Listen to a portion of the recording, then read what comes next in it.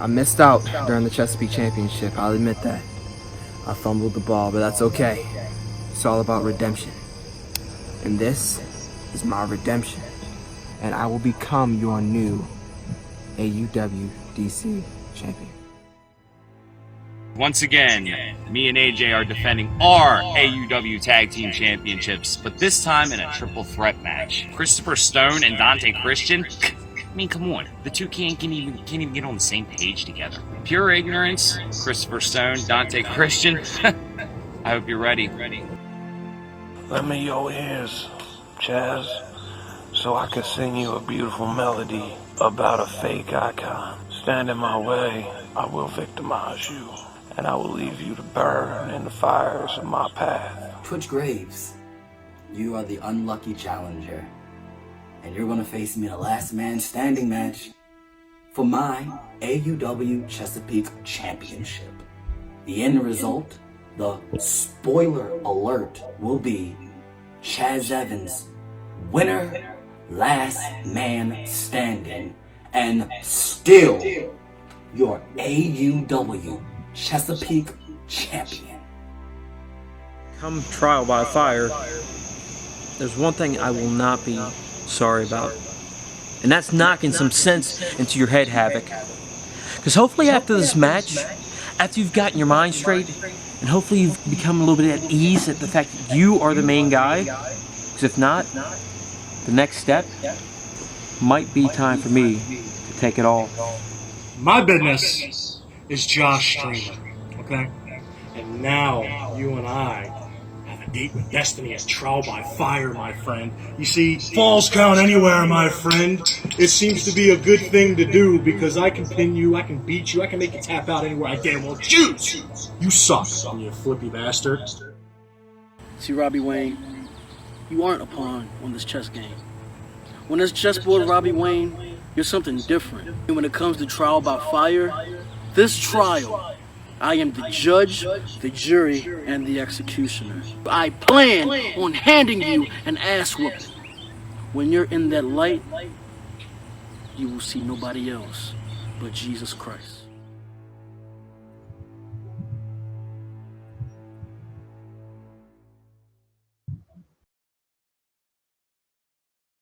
And now, AUW Presents Trial by Fire. Welcome, AUW, to Trial by Fire. We're so hot, we put the ring on fire. This match is for one fall.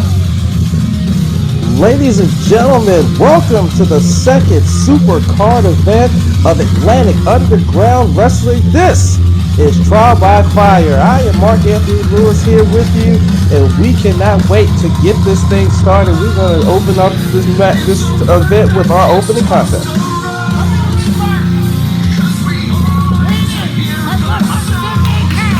Sinister Death has been hit or miss this entire season so far. Hey, I got Riley Davidson here. Hey, Riley, missed you, buddy. Yeah, I'm right here. My fault. I'm sorry. I'm just so amped up with this. You know, the second Supercard event for AUW. But let's not waste any more time. Sinister Death is in the ring. Let's go back to Eddie the Diamond Cole with the introduction of his opponent. You, Sinister Death. Your trial begins. Your trial by fire. And yes, just so there is no confusion, I am the man. I am the reason. I am the one why you didn't make it to Uprising. Why did I do it? Because I can. But in doing so, I made you relevant. This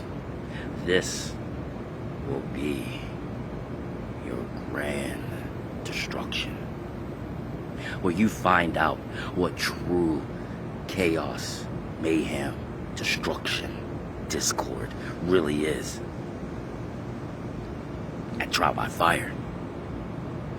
I am going to hit you with the NFG, and then I'm going to lock in the Avada Kedavra.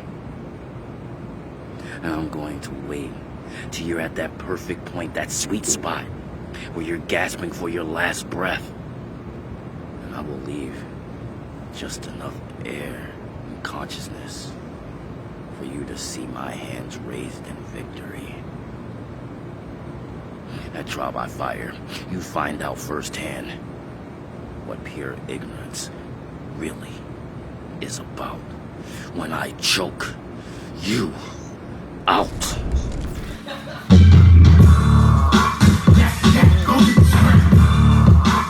Strong words. Very strong words from the man known as Damien Fatale. I'm actually fearing for Sinister Death right now.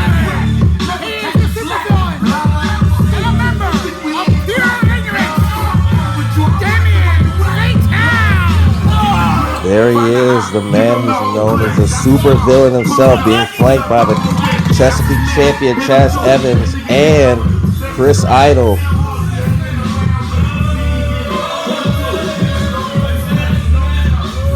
God letting us know that they don't like him. Well, I mean, he calls himself the super villain for a reason. He is the current and reigning WCF champion. Has been that for over a year. But he's in new territory here at AUW. But with the rest of pure ignorance, who's to say that they can't be stopped? And our referee Andrew Johnson getting pushed around by Damien Fatale. Yeah, he has to respect the referee if he wants to win anything in AUW. Disqualifications can happen here. That's right, it can. So let's see what's going to happen here. We haven't seen Sinister Death for a while. Good to see him back, but as you said earlier, he's been sort of floundering this season. Oh God! Damien's ready to get this match underway, but the bell hasn't even rung yet.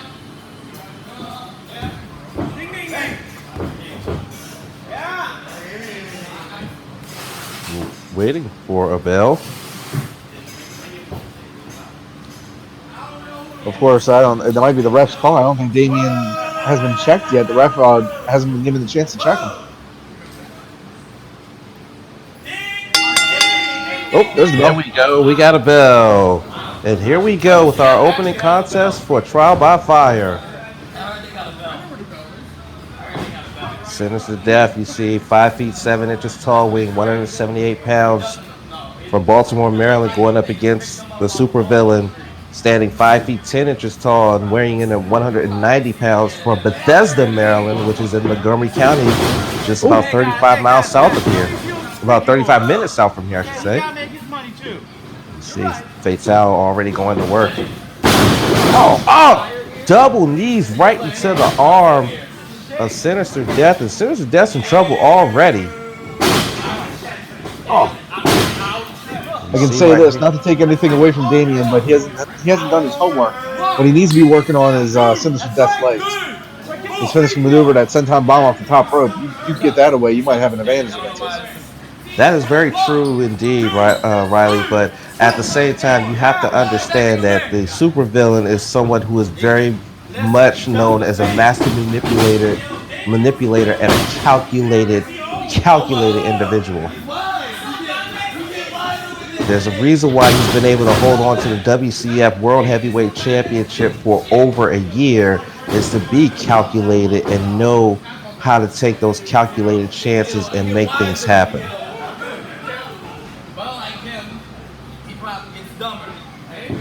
The headlock tight on Sinister Death. He's trying to fight out of it. He's got to be careful with Sinister Death. Oh, goodness. And another shot there by Fatale. Fatale's accomplishments in this region are almost endless. This man has one of the best win-loss records in ladder matches, and he's held countless championships, including countless top championships. This man is well decorated.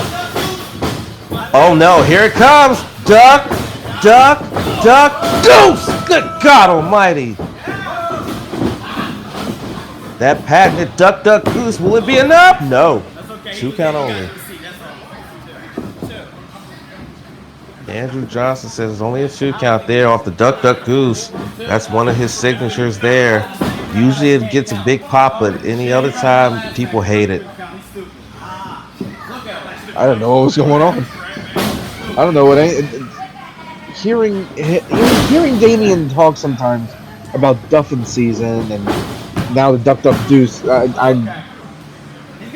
don't know what to make of him. Again, this is what makes him what he is, the super villain.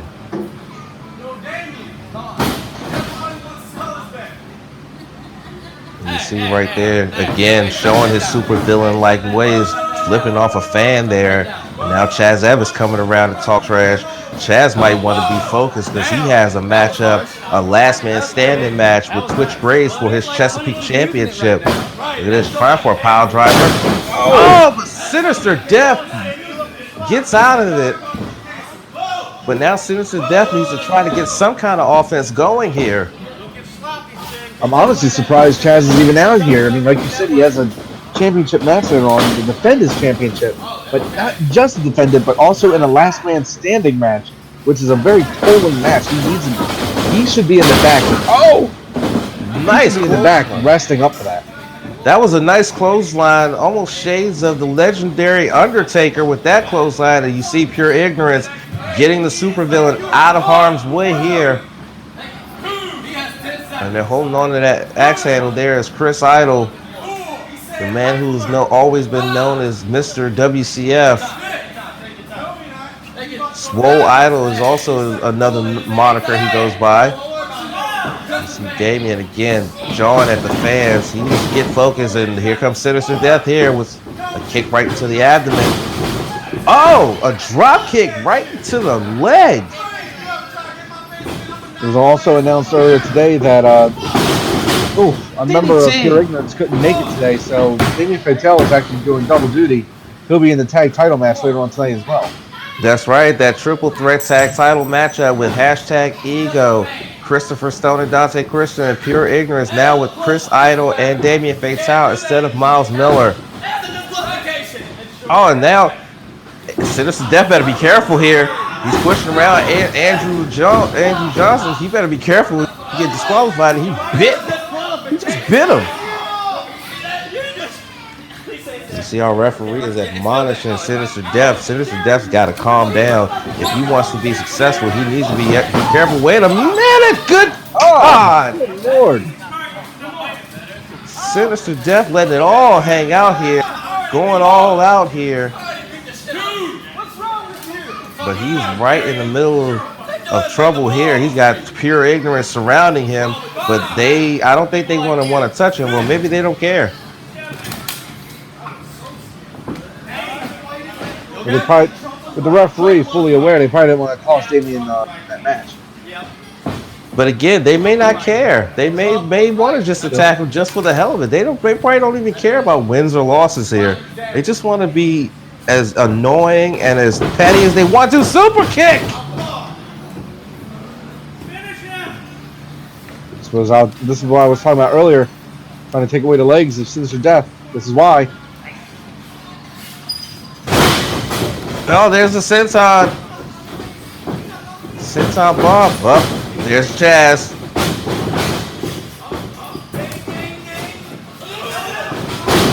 Oh, blockbuster!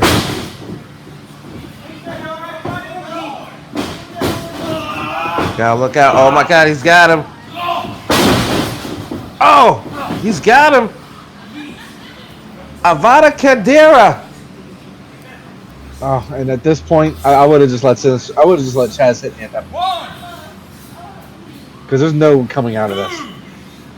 He's got him locked in the Avada Kedavra, and I think that's it. Yep, that's it. Sinister Death is out, and Damien Fatale is your winner.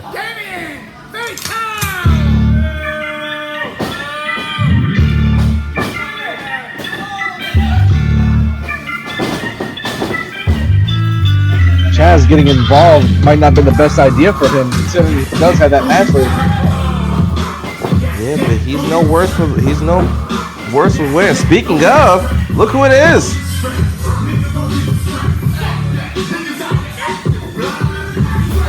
There's Switch Graves, Chaz's challenger.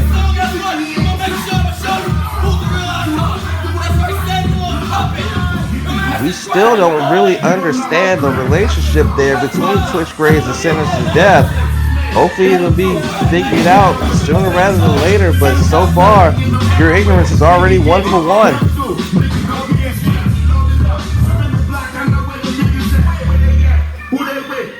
Can they keep their winning ways going? We'll find out, since they have 2 championship matches. Ladies and gentlemen, next match is a triple threat to determine the #1 contender for the DC Championship. That's our ring announcer, Eddie the Diamond Cole, the voice of AUW inside the arena. And look at this.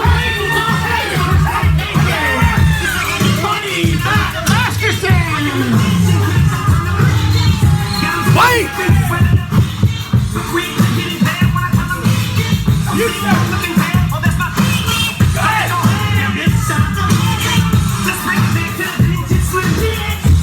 He's already got one! Here comes Money Matt Masterson, as Eddie Cole just mentioned. This match here will determine who will be the #1 contender to face Azrael later on in the event for the DC Championship. I still don't know.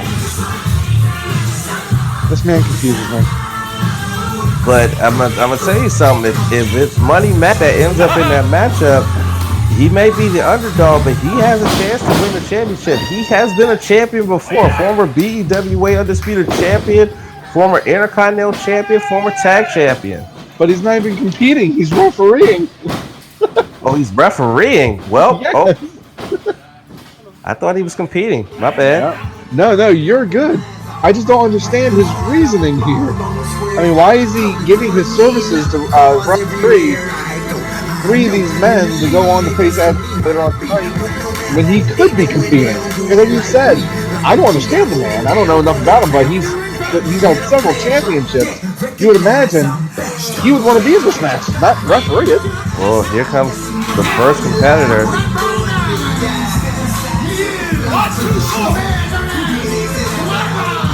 Flatline.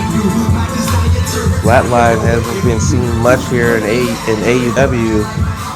He did have a victory over Matt Masterson, who happens to be refereeing his matchup, but Matt doesn't hold grudges, I can tell you that much. I'm also getting word that the third person who's supposed to be in this match, Raphael, is unfortunately not available to compete. Something happened to him. He's under the weather, injured, something. We're not really getting much from our producers.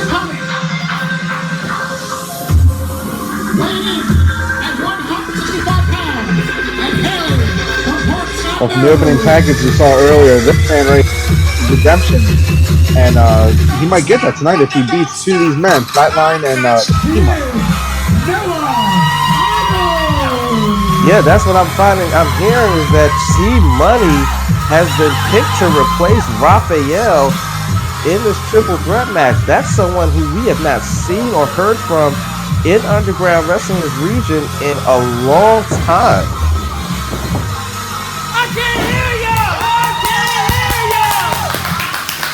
See how fired up Noah is.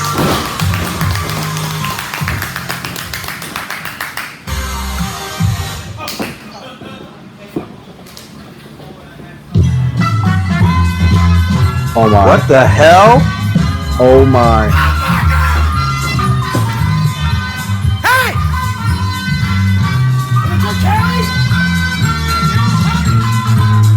What the hell is going on here? We're gonna pick Yep, there he is.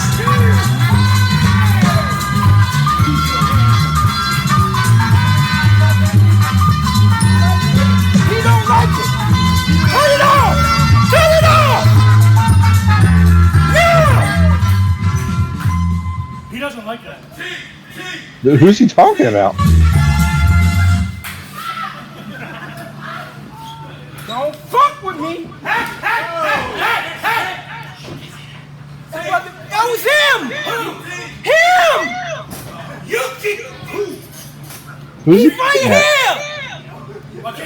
Riley, I have to school you, my friend. What you are seeing right here is T Money, and right behind him is his little friend and confidant, Little Timmy. Little Timmy was one of the most popular individuals in WCF when T Money was on his T Money Broken Money phase. Come on. But there's no one there. That's because you're not seeing closely. You're not seeing clearly, Riley. Little Timmy is there. Don't worry about it, Riley. Don't worry about it. Don't worry about it. I'm not. I'm going to take your word for it.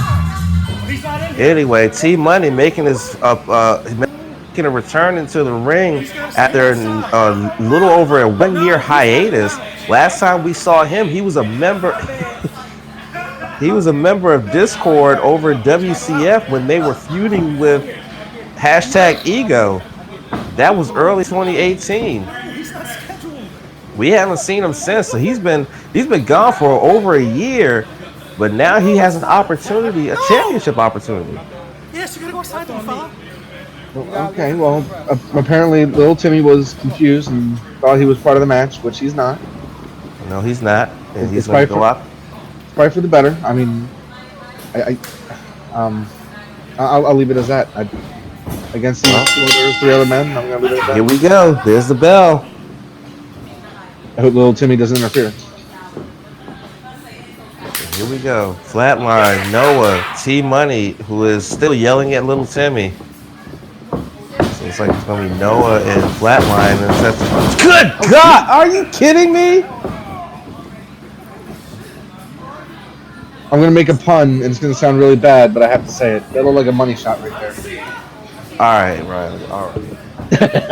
Okay. He hit him hard. Are those the kind of jokes that they do over there in Michigan, my friend? Yeah. No, their jokes are much better. I haven't learned them. Okay. All right. Well, right now there's no joking around here for Flatline. He wants that title opportunity, though. I don't know who in their right mind would want to even fight to try to face Azrael and have to do it on the same day. Look at. I must tell you something. T Money is looked in a lot better shape than last time I saw him. He looks to be at least about 250, looks about 250, 260. Last time I saw him, he was pushing 300. Whatever diet he's on, I need to join. I'm pushing 300. Oh, nice right hands there by T Money. T Money has won a couple championships at WCF. He's also a former BEWA Internet champion. He just got DDT for his troubles. Goes for the cover, but sits out at one there. You spoke earlier about, you don't understand why either one of these men want to face Azrael, and you're absolutely right. Whoever actually booked this match, these guys are significantly smaller than Azrael. Azrael can use these guys as toothpicks. That is true. I mean, the only one who might be able to measure up size-wise would be T Money, even if T Money would have a distinct disadvantage in terms of height. Well, nothing. It's triple threat contest. I mean, he keeps blaming everything on Little Timmy. So. Good God! Oh, he just kicked T Money's head into the next millennium. Oh, rolling thunder there with the splash by Noah, but only got a 2 count. Actually, looks like a 1 count. I apologize. Won't happen again. I was saying, Matt took a while to get there. T Money does not know where he is. That kick was absolutely.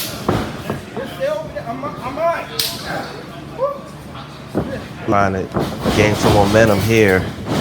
Remember, the winner of this matchup will get an opportunity and a shot at the DC Championship and Azrael later on this show. Oh, big elbow drop by Noah. Noah trying to really pick up the pace here. Has both arms down, but Flatline able to kick out. Also, still to come, last man standing match for the Chesapeake Championship. We've already seen Chaz Evans get involved in our opening contest, and then Twitch Grace came out. Those two are going to hook it up, last man standing. Oh, see, The winner of this match will face Azrael later on as well. Not to mention, oh my goodness, what a clothesline. we have what I like to consider like the double main event. We have Josh Dreamer facing Roland Havoc later on tonight, and then the main event, Riley James versus Robbie Wayne for the AUW Championship. And that matchup between the top man in charge is number 2 is going to be a falls count anywhere match. So you know that's going to be absolutely violent, and it's going to be a lot. It's going to be a lot of pain doled out in that one. And also still to come for the AUW Tag Team Championships triple threat style, Pure Ignorance, Chris Idol and Damien Fatale versus Dante Christian Cristal versus #Ego, AJ Shadows and Colin Graves. So we have a full show for you guys here for this the second super card. What a belly-to-belly overhead suplex by Flatline. And actually, immediately after this match, we have Logan facing Red Dog. That's right, we do have that matchup. That's probably one of the only other matchup on the card that will not involve a title besides the Falls Count Anywhere match. You see Noah putting some knees to T-Money. T-Money tried to go in and steal that one.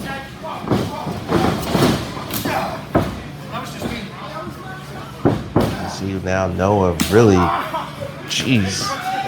He's really going to work on T-Money. Elbow drop there. Throws him down with just such disrespect. Now look at this. Like he's trying to go for a headlock here. Side headlock here. That redemption. I'm sure he's not afraid of Azrael at this point. No, he's not. Look at this. T-Money. T-Money not showing any Cersei. Using some dirty tactics here in order to regain the advantage here. One of these 3 men, they're going to get an opportunity to go up against Dauntless Monster. Oh, there's a clothesline by T-Money. Dauntless is hoping to go 3 for 3 tonight, getting the victory in the DC title match. Whoever Azrael faces, Logan Red Dog, and in the AUW Championship. T-Money, you see, just using brute power and malice in his attack. There's a vertical suplex. The thing is, T-Money is gassed at this point. If he can't compete against these 2 men, there's no way he's facing Azrael right now. Well, you kind of had to figure that was going to be a factor there with T-Money having not been in the ring in over a year. You had to figure that cardio was going to be a factor, and then knowing that you have to go into a match against a savage monster like Azrael, I mean, you got to feel for these guys. One of these 3 guys is going to go into that match already was at a disadvantage. It's going to be even more so when you got to think about the fact of fighting before you get that chance. Jeez. Noah Idol is absolutely kicking the hell out of T-Money, but here comes Flatline. What I find to be a complete shame is Raphael said he couldn't make it today. Something came up or he was sick. But could you imagine Raphael versus Azrael, like 2 members of Dauntless facing each other for this championship? Wow, that would have been absolutely crazy. I mean, either way you look at it, whoever won that match, Dauntless still has the gold. But how would Azrael feel if Raphael actually won? I guess we'll never know. We'll never know, but right now, T-Money is fading away in the sleeper hole, but oh, there's the Claymore!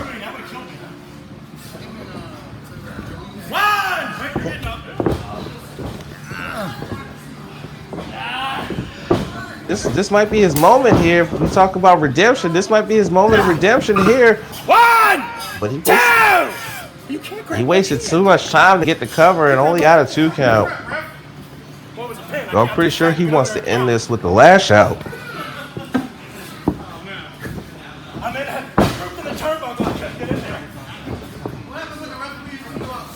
All three men feeling the effects of this triple threat match. Oh! And then again, like I said, I think they'll have the benefit that the DC Championship match will be later on in the night and later on in the event, so they'll have some time to recover. But unless you're going into a match with Azrael at 100%, frog splash on both of them, pins T-Money 2. No. Unless you're going into a match fresh against Azrael, you don't stand much of a chance. And even then, going in fresh and 100% still doesn't guarantee victory against someone like Azrael. Both men are down.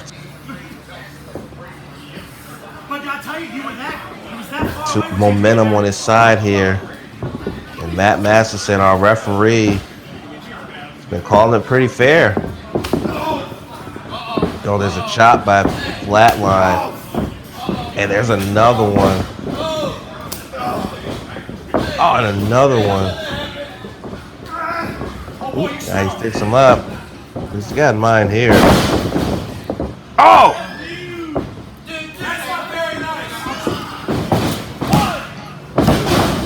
Go for the cover. No.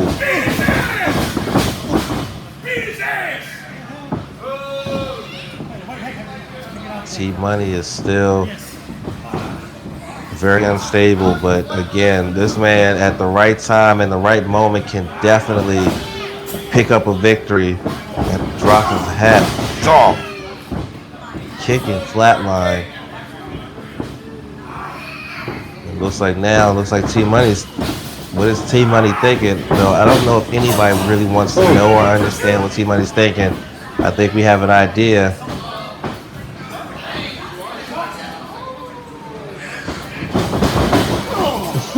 Oh! Uppercut. Both men are down. And T-Money. The simple fact that he flipped him off before he actually hit him. Hiatus and getting a title opportunity.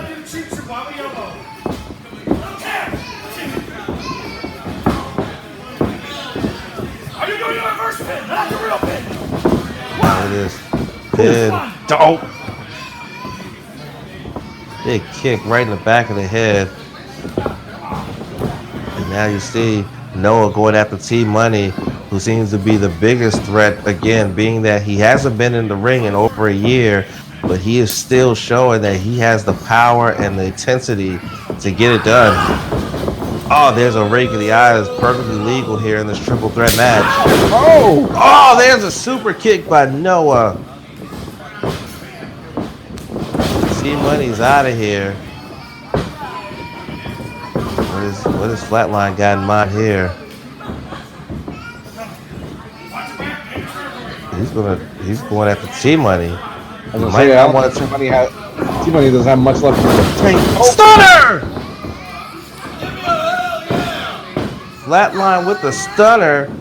He's wasting time. No, now he's going to go after Noah. He's going to try to get Noah and try to finish this off. He might be looking for an F5 here. Looking for an F5. Noah. Oh, he spins out. Noah, flash out. Cover. 1, 2, and Noah's going on to face Azrael. God bless him.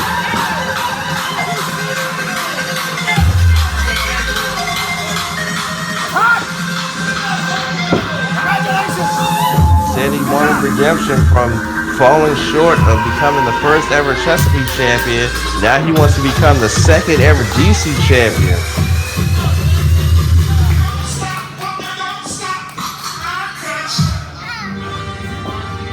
Oh, and man, they got a face. I don't know, but this is the man he's got a face for the championship. I wouldn't be surprised if they won it now, fresh off the match, and there he is.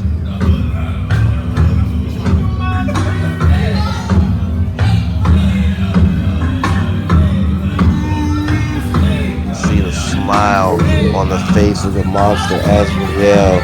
It's almost like he knows the fact that this matchup that he's gonna have with Noah, it could be a cakewalk, but then again, it may not be.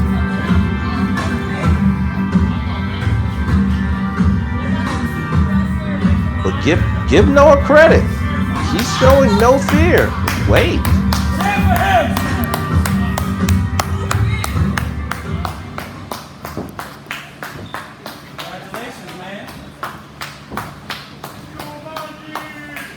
Azrael sizing up his opponent. You beat two of the weakest people here.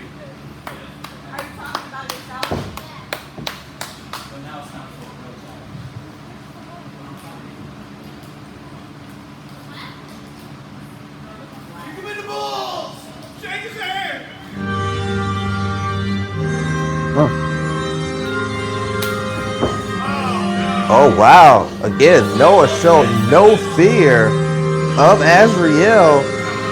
That's going to be a hell of a matchup for the DC Championship later on in the show.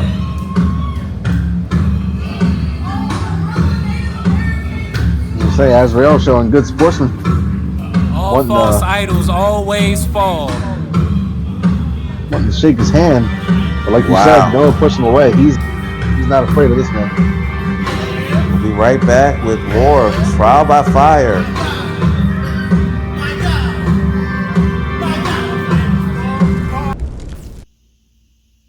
Am I a joke to you? I must be a joke to you. Am I a joke to you? I really want to know. Because if I'm not, why aren't you handling your business yourself? Wait, stop. Let me be clear. Rolling Havoc, the legend, the icon himself, the myth, the certified badass, isn't handling his business himself. Instead of you handling your business yourself, you send a cub into the lion's den with the king? I tell you what, his blood is on your hands. I'm going to make him suffer. And I'm going to make you watch. Logan, the lion. I know you got your problems with Havoc. It is what it is. I've watched your history. I know about you. I know how dangerous you are. I respect that. I also know you got your band of goons with you too, right? Shenzi, Kamari, Asizi, the laughing one, Ed. But let's just be honest, man. Even Scar got dethroned by Simba. Logan, you asked me a very serious question. I feel inclined to answer you. You asked me legitimately if I think you're a joke. Why? Yes. Yes, I do think you're a joke, Logan. You know why that is? It's because every chance you've had, you couldn't look me in the face when you wanted to attack me. You've done it from behind. Joke. And you want to talk about business and lions' dens and this and that? I don't have to speak for Cliff. He seems to be speaking up and handling his own affairs pretty well. But you said I don't handle my own business. Well, son, your business is Cliff right now, okay? My business is Josh Streamer. I'm the joke, because I attacked you from... Boys, you out your motherfucker... Listen, I attacked you from behind to get your attention. But now that I have your attention, since you want to do things face to face, how about this? I'll offer you a front row seat. Front row seat, ringside, my match. So you can see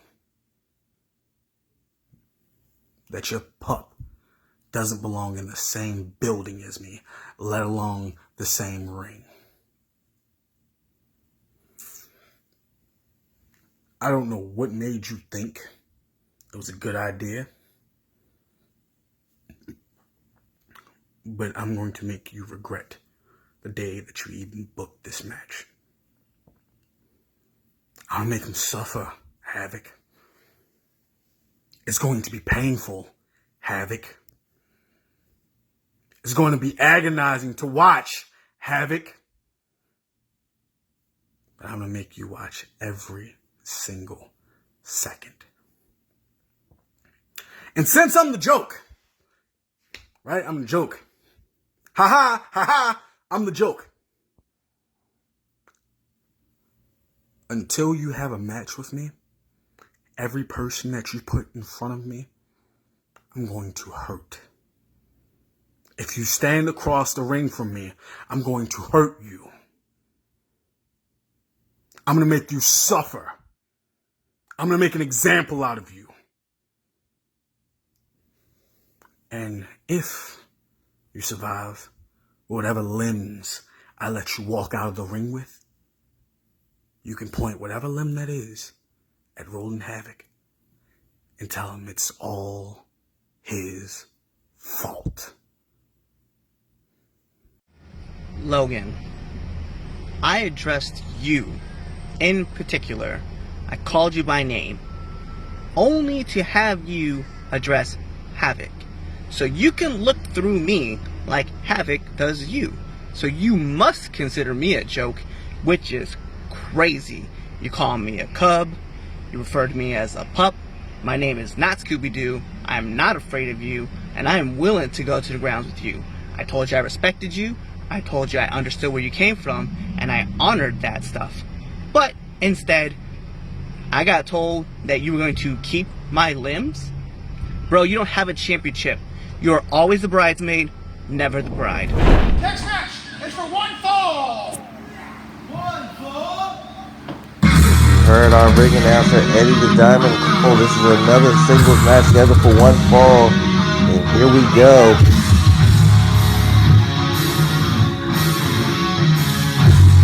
AUW's head of security, Red Dog, going up against the King, Logan. See, Red Dog, he's got himself ready to go. Got those gloves on his hand. And he's ready to get after Logan, who's been tormenting and wanting a piece of Rolling Havoc since the very beginning.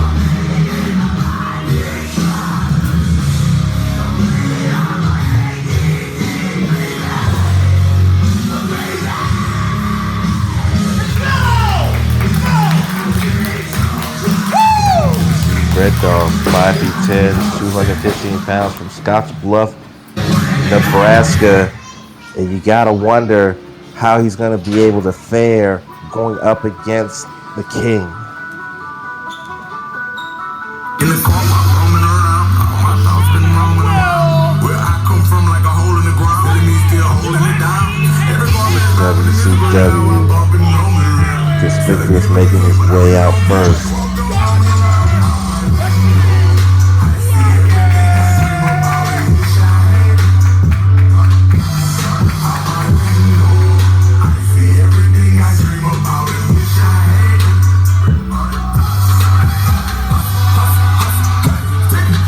Look at the determined look on the face of the King Logan. WCW with hands clasped together in prayer. I was just about to say that you have that determined look on his face. You know this is not the match he wanted. He wanted to have it. And he made threats that he was going to go through this man just to prove a point that he wanted to have it at all costs.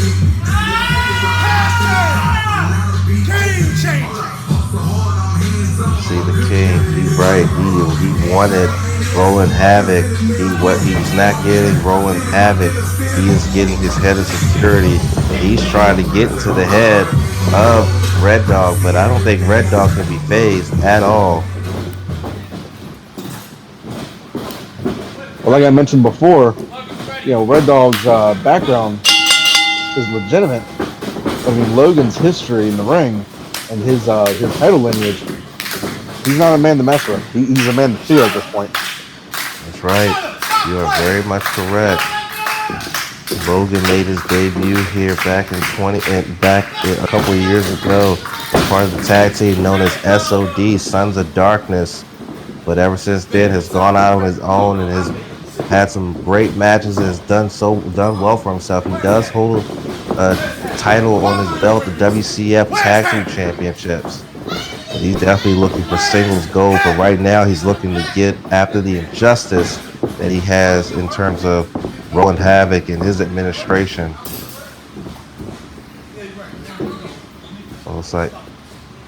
It looks like Logan has something to he had something to say, but having technical difficulties with the mic. Yeah, the microphones don't seem to be working, which is why our break announcer Eddie Cole has been basically having to yell.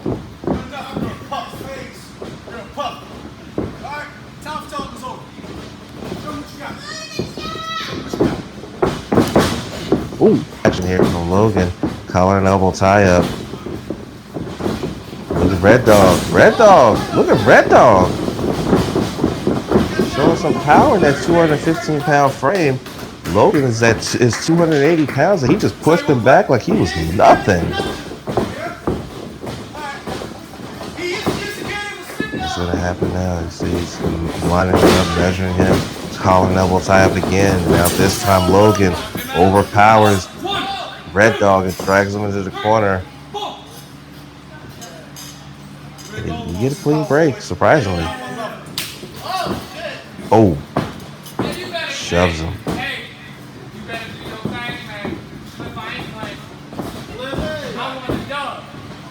So now they're sizing each other up again here.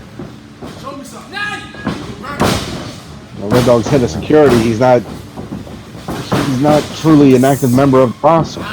He wants to be, but his lack of experience is what's going to be his downfall. He was able to defeat Josh Streamer, but only because of the Havoc's fast kill. Other than that, he's been beaten before by another member of Dauntless. Oh, that's right. Azrael, you see right there, there's the experience there with Logan showing a little bit of agility, rolling through and reversing the wrist lock into one of his own, into a hammer lock. Oh, this is right there. Absolute disrespect, but that is the thing that Logan and Dauntless are all about. They're not about respect. They are definitely about disrespect.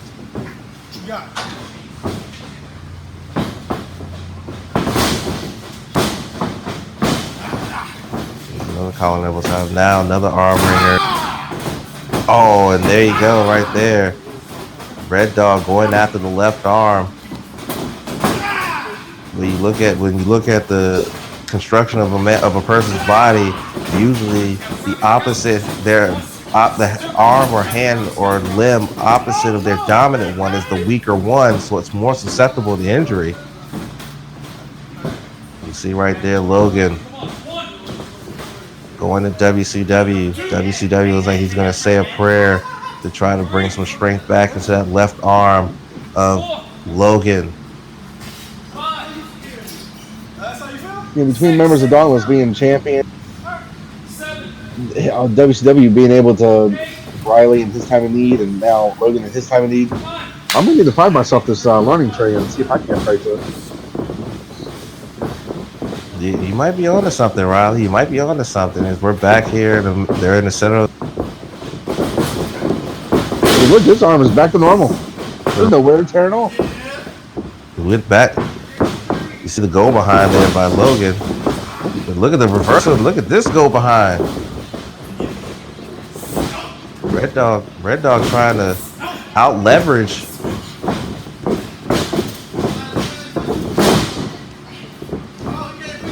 You see right here, trying to out leverage each other here. Look at Red Dog keeping a low center of gravity, low base, and now goes behind here. Look at Logan again, keeping a low center of gravity, not allowing Red Dog to get him off his feet. You see right there, one elbow shot.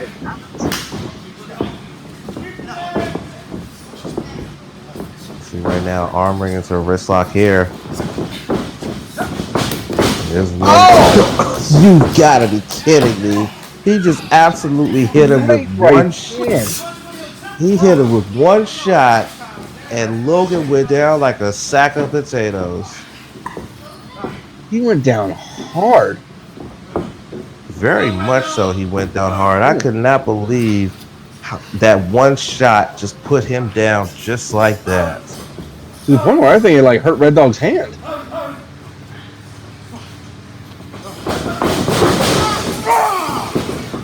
And There's a splash there by Red Dog. Red Dog's got to follow up. Again, his inexperience is showing, and he doesn't have a follow-up after giving him one shot here, but now he's got him in the corner with those punches. Wait. Oh my God. Oh, he's got him. There's the power. There's the tower. Oh! Hurricanrana reversal where it looked like he was going to get hit with a powerbomb. Goes for the cover too. What a reversal. What that was right there was definitely leverage and everything else besides power to get that big man down. And now he's got him in a nice little arm lock here. Red Dog seems to be definitely more of a ground-based submission type of athlete instead of more of a, grappler or a brawler.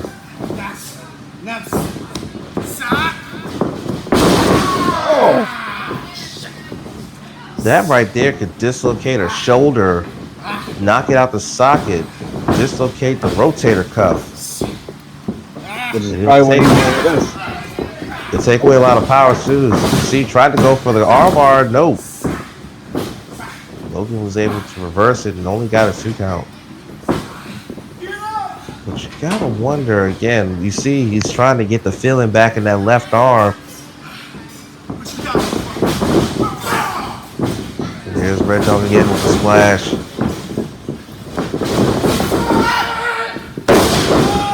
Oh, what a spine buster by Logan! No. Are you kidding me? A huge spine buster. Fast! Put together! Come on. Let's go, Oh, that big time spine buster. Look at his chops here now. But again, Red Dog, who seemingly has that MMA background, well, using those strikes. But look at this. Oh, look at Logan. Oh! Logan using some dirty tactics. To say Logan hurt that hand earlier, Red Dog hurt that hand earlier, punching Logan right in the face. And punching Logan.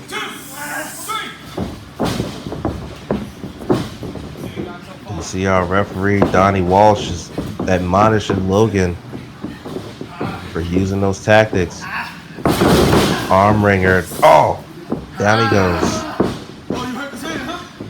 You see right now, really trying to wrench on the arm, the left arm and the hand that was in peril before. He's on the ropes. The referee might want to have him break, and he does. But now he's back on it.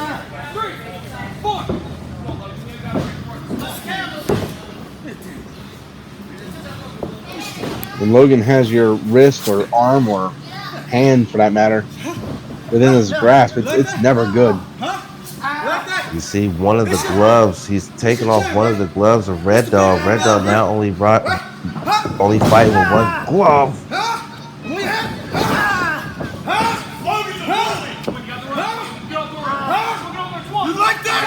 You like that, Havoc? You watch it, Havoc? You like that? Is it a joke now? You hear Logan yelling for Havoc. He wants Havoc. And Riley? I'm here. What the hell is WCW doing?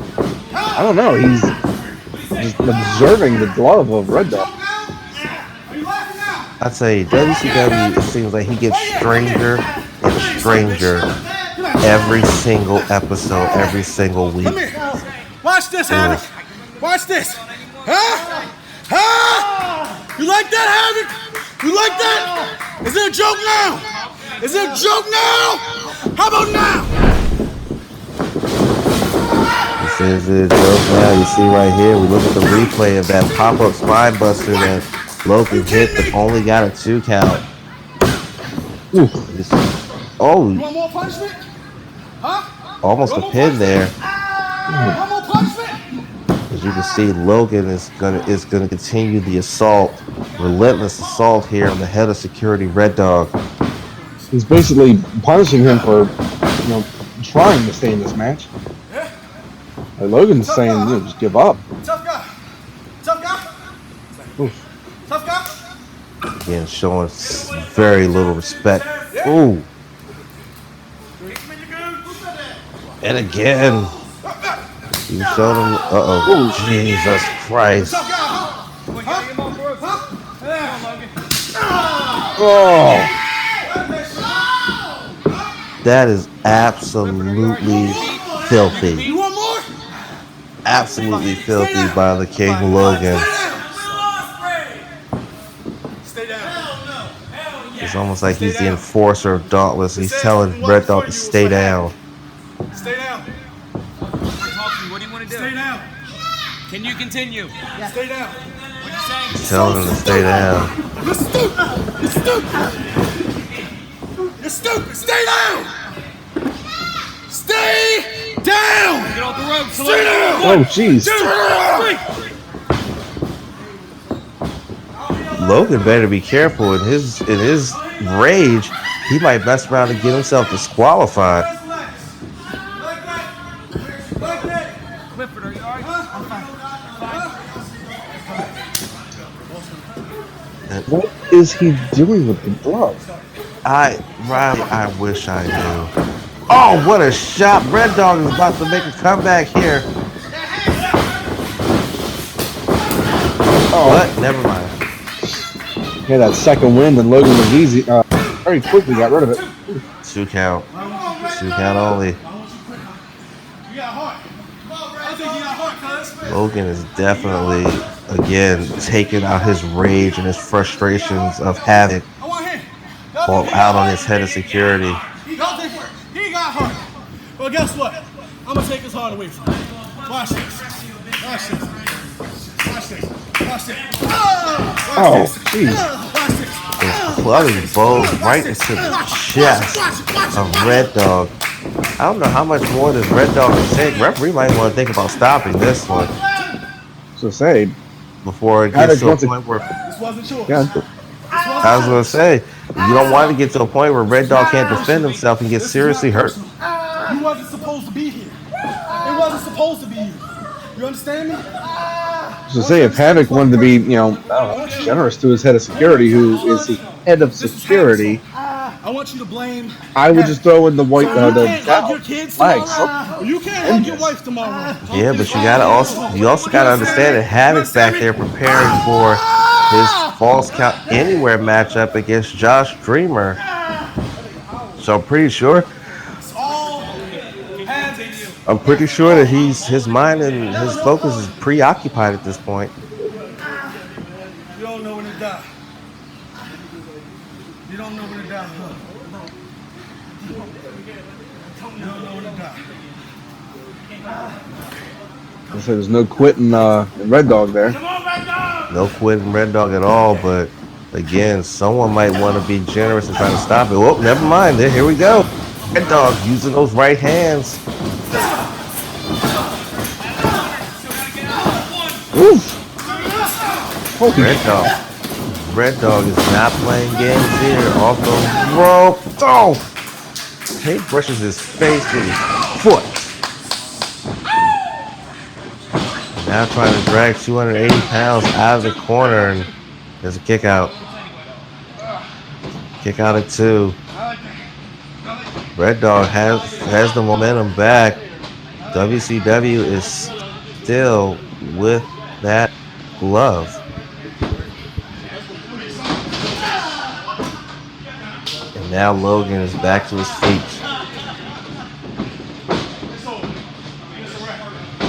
Logan's calling for it's over.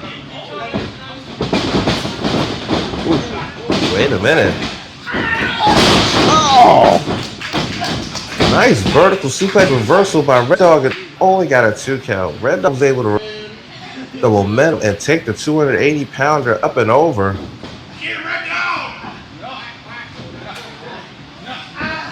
Now Red Dog, so he's trying to put him in the camel clutch here. Try to make him humble and submit, but no, Logan is too big. And you see Logan just absolutely wailing away. Now trying to lock in the armbar and trying to do some more joint manipulation. Talk to me. Tap, you big son bitch. What do you want to do? He's got the ropes, so I can break it up. 1, 2. Break it up, he's got the ropes. It's like Logan's starting to get frustrated. He didn't want this match to last as long as it has.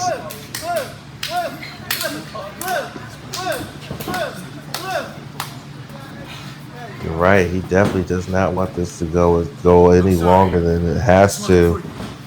The longer it goes, it's hard to say who favors. Look out! Look at this. He just knocked him the hell out. Oh no! I actually thought that was it.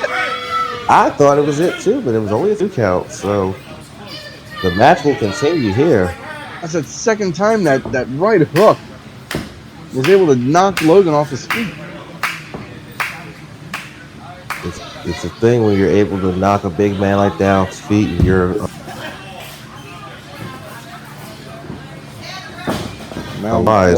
now Red Dog's in territory he's not familiar with.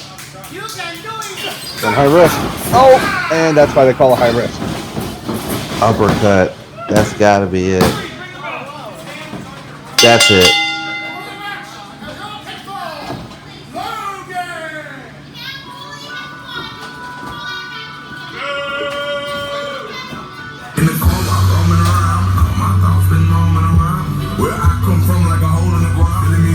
So he's not satisfied. Here comes Azrael, the DC champion. WCW making his way inside the ring. And wait, I think Logan has some unfinished business here. Logan wants to send a message to Havoc. This is not good for Red Dog. He needs to get out of there now. He does.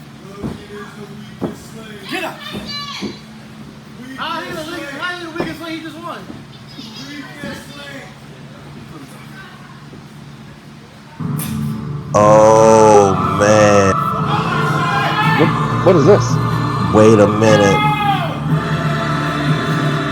Dear God, I know this music.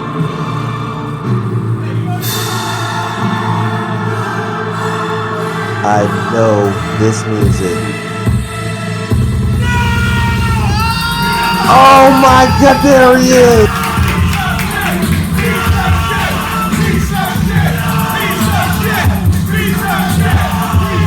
The original POS, the former 6-time BEWA Tag Champion, former multiple-time BEWA Champion, Brian Stevens.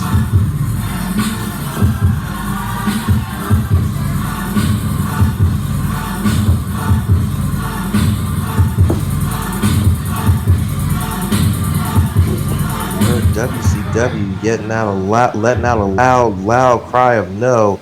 He is very familiar with Brian Stevens. Let's hear what they got to say. Why do you do this?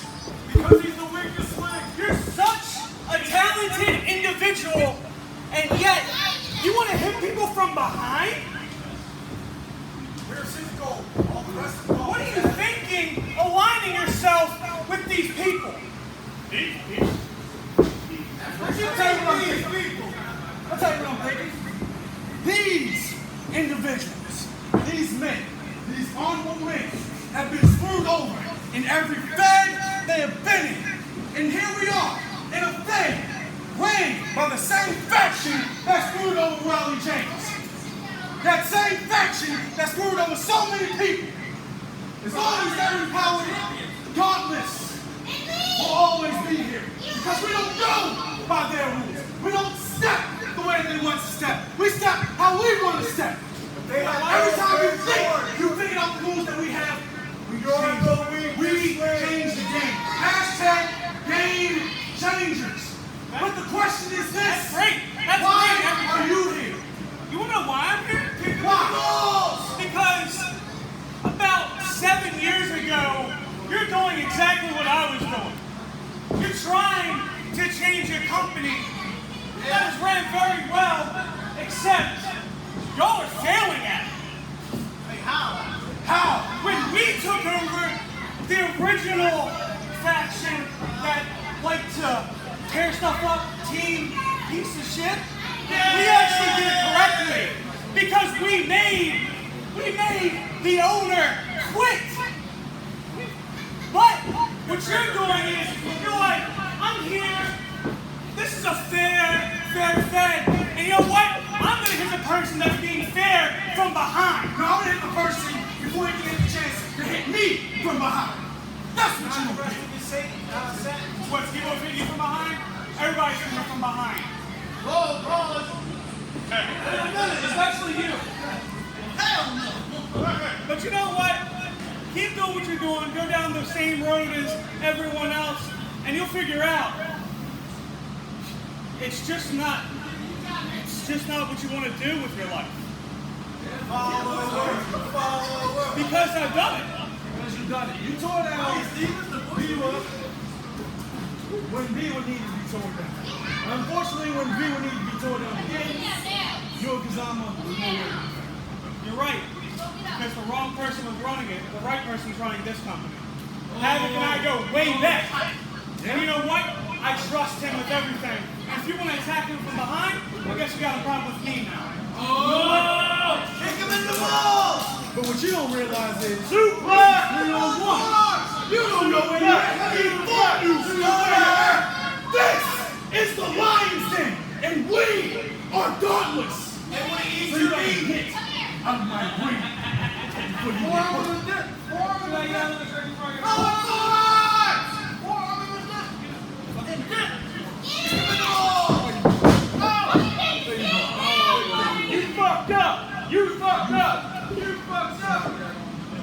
Brian Stevens is making some good points there.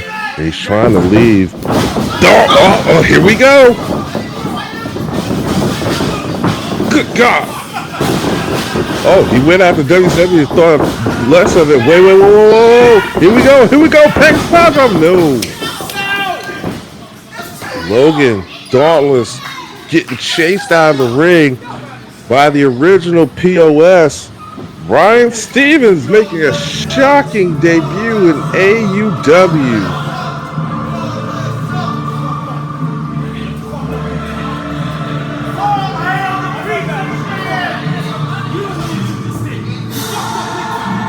My goodness. They do dauntless. They really want their shot, but Azrael has a title match coming up, and Logan just got done wrestling. You see, Brian Stevens. Welcome to AUW, Brian Stevens.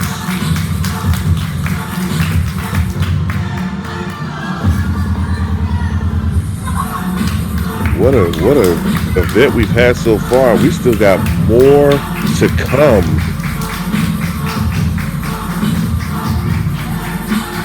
They're gonna remember that Brian Stevens is awesome.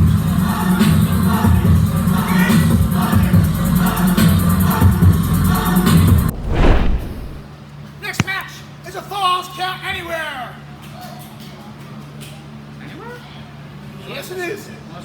Come in the ring first.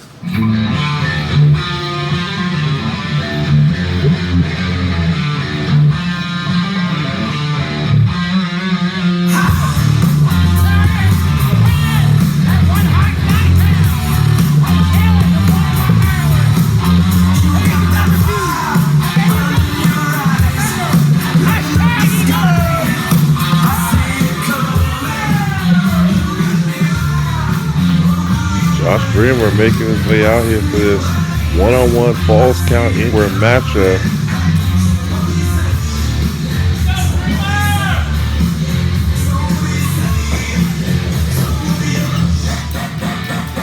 These two guys, both have been the top two guys of this company to run this company, but now they're at odds and they have to do this Falls Count Anywhere match in order to settle it.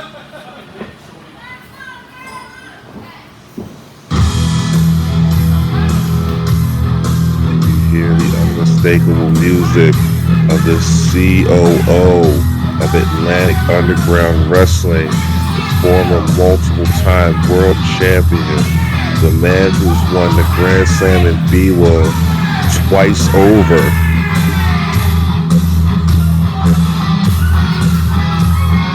There he is, rolling Havoc. And look at what he's wearing.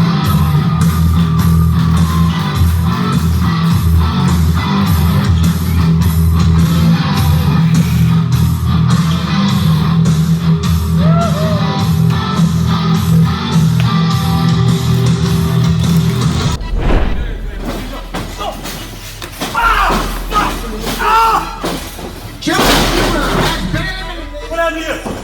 Number 2. Huh? What I do?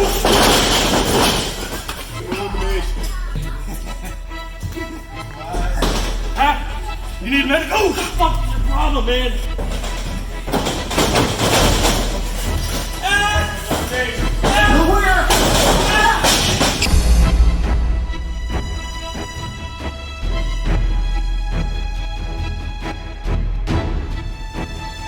I want to take this time right now to give a formal apology. I apologize for my actions at Uprising. I allowed my anger to eat at me and get the best of me.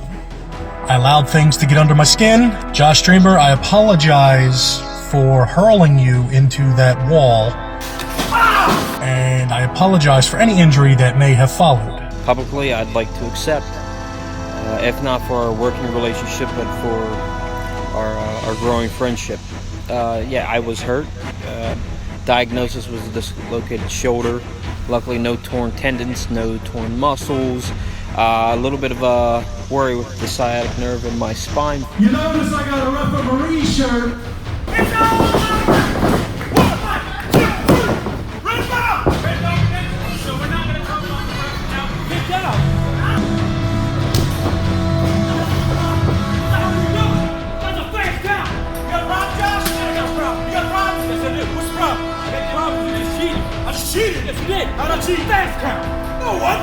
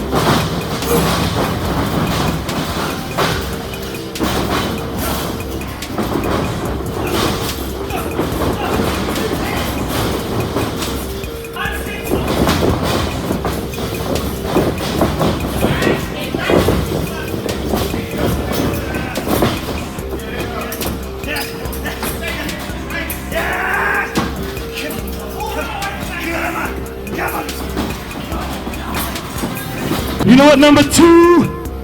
You shit. It looks like a trial by fire. You and I, we're not busy. You are now, you piece of shit. You and me a trial by fire. Absolutely. My business is Josh Stream. Okay? And Josh, there was a lot that's been going on. And I can't believe you pushed the right buttons, you got me to start this, and you got into management. Congratulations, I applaud you. The fact is, everything that certain individuals have been telling me turns out to be true. It seems that a lot of the problems that have been going on has been focused and blamed on me. You've been hanging on to my coattails, and now you have yourself a management position for brand new wrestling. Well, Josh, I didn't like that. You manipulated me, and now you and I have a date with destiny, a trial by fire, my friend. You see, falls count anywhere, my friend. Come trial by fire, there's one thing I will not be sorry about. It seems to be a good thing to do because I can pin you, I can beat you, I can make you tap out anywhere I damn well choose. And that's knocking some sense into your head, Havoc. Because hopefully after this match, after you've gotten your mind straight, and hopefully you've become a little bit at ease at the fact that you are the main guy. What? What's that? Because if not, the next step, you suck. might be time for me to take it all.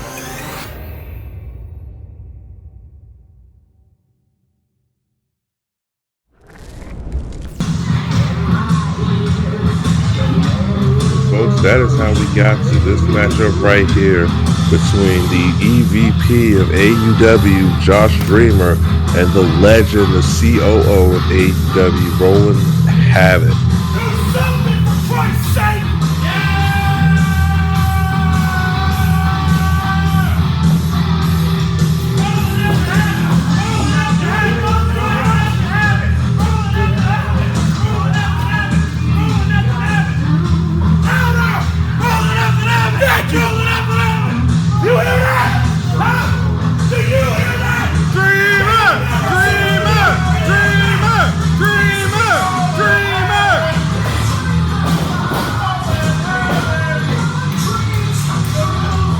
Crowd is firmly behind Roland Havoc.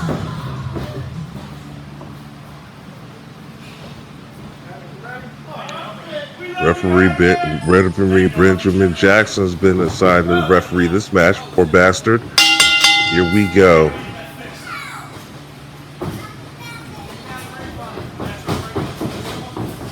The number one, number two in charge. Going at it here. Falls count anywhere. Oh.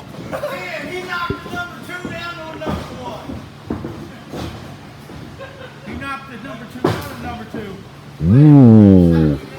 They're getting spicy off the beginning of this matchup. Oh. Right there. Josh, no, not new to this dance. He knew it was coming. He made sure he stayed there. Oh, God.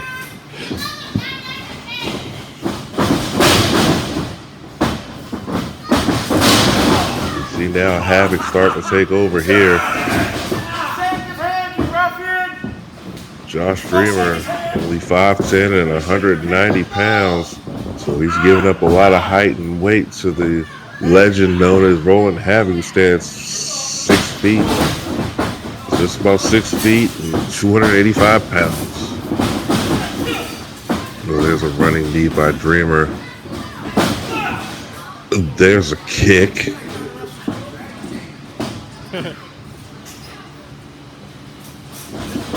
Now he's pointing at him.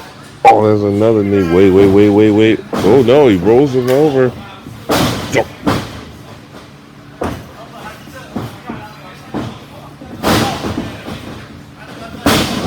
Right here, going to work here.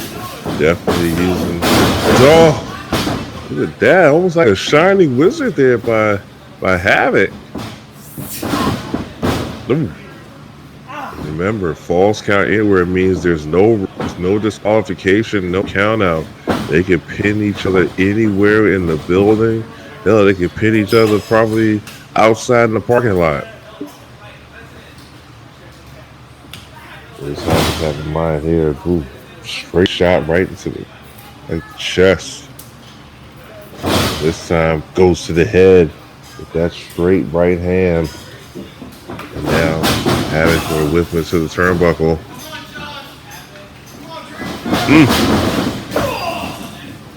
Big splash there by Havoc. Now what does he have in mind here? Does the man who's been known as the Warhound, wait up, what in the world is going on here?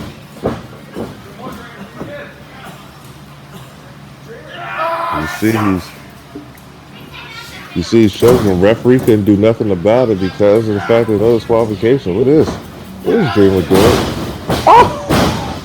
Wow! Nice leverage there on the back suplex by Dreamer, getting all 85 pounds up and down. But Dreamer's got to capitalize here. I mean, I'm sure he's hurting, which is why he's probably not capitalizing as quick as he wants to. Oh, there's a kick. And out goes Havoc.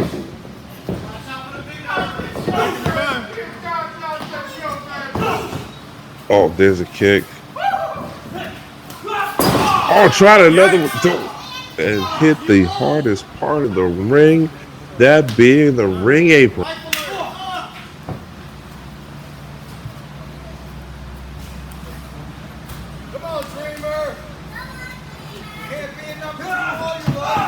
Oh, now it's getting to the nitty gritty. Now we're getting to the violence now, ladies and gentlemen. We just slammed him on those wooden steps, and now he's gonna pick him up, fireman's carry. He's gonna carry him. Where is he gonna carry him? Oh, right there. Oh. That wasteland slam right on the ring apron. Havoc just wants to deal out punishment to Josh Streamer. He feels embarrassed, like he was tricked into management for AUW. Yeah, now he's fighting against a man who basically is his boss. Look at this. Look at this.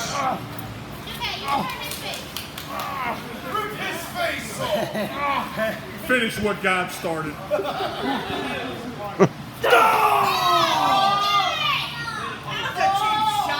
Yeah, that'll turn the momentum really quickly.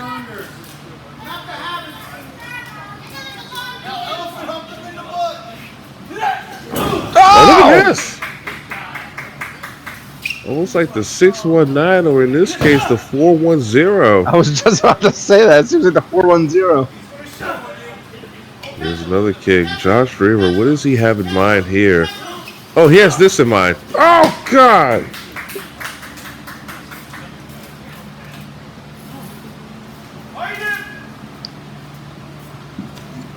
Both men are down. Come on, Dreamer, get up. You finally got him down. You see our referees on the outside because, again, a pinfall can occur or submission can occur right there on the floor.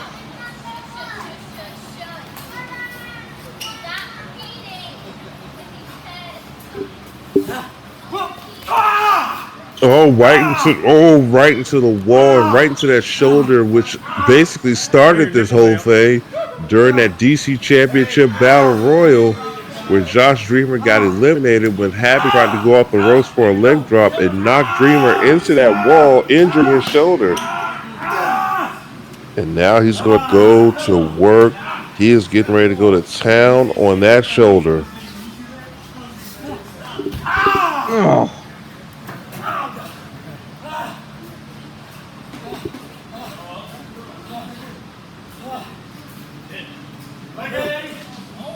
See, Josh Dreamer's in a whole hell of a lot of trouble right now.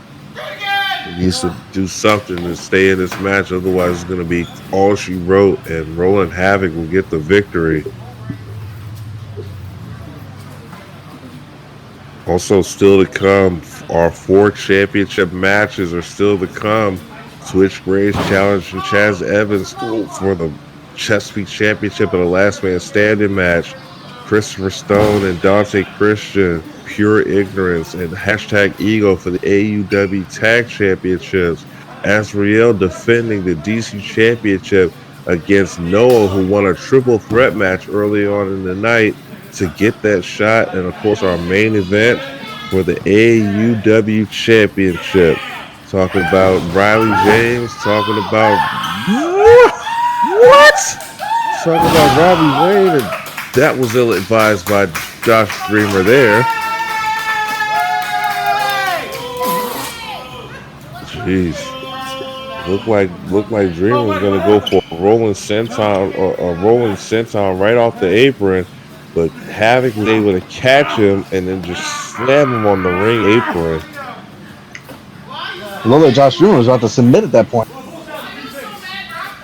Yeah, because remember, a submission on the floor is just as it could happen.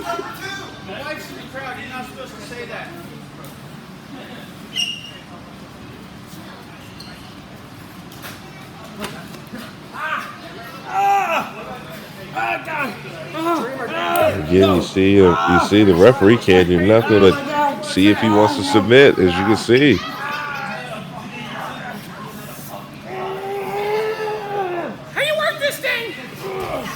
What is Dreamer? Oh, Dreamer was able to gather enough strength to pull Havoc's arm back and get the separation. And now he's got a chair. You had to know that this was going to happen. Ooh, right in the back. Ooh, and right after that right knee of Havoc,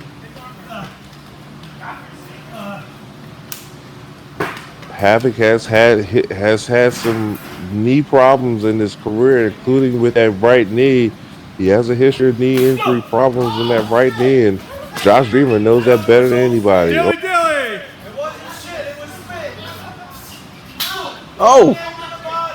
That was absolutely filthy.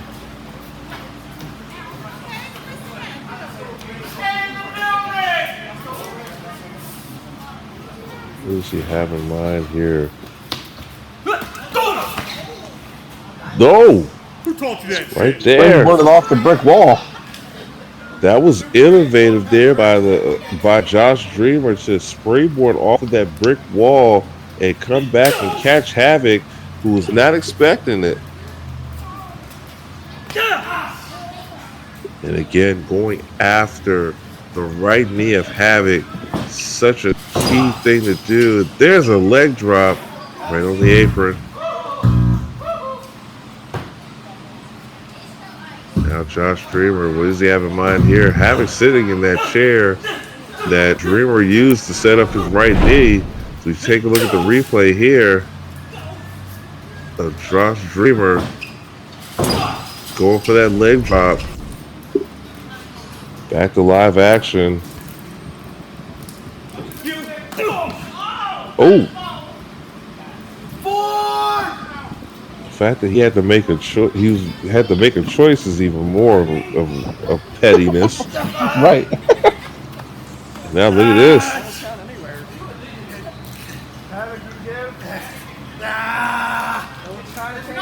Look at this. He has the rope. There's nothing the referee can do except see if Havoc's going to tap. I don't think I've ever seen Havoc tap out in his illustrious career.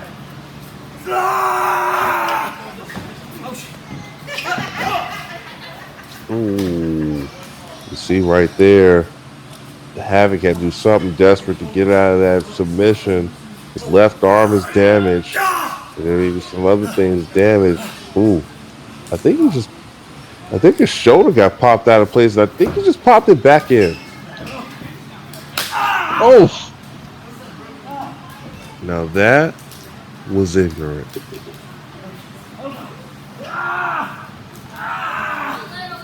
Now look at this. He has him in a submission of his own, using the ropes to his advantage and using the no rules aspect to his advantage is the veteran. Well, they're both veterans, I should say.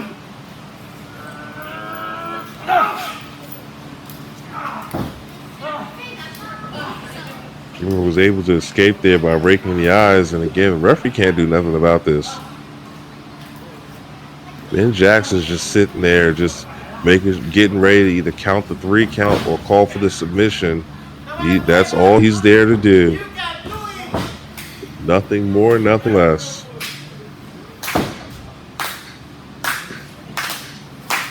Dreamer's in a lot of trouble here.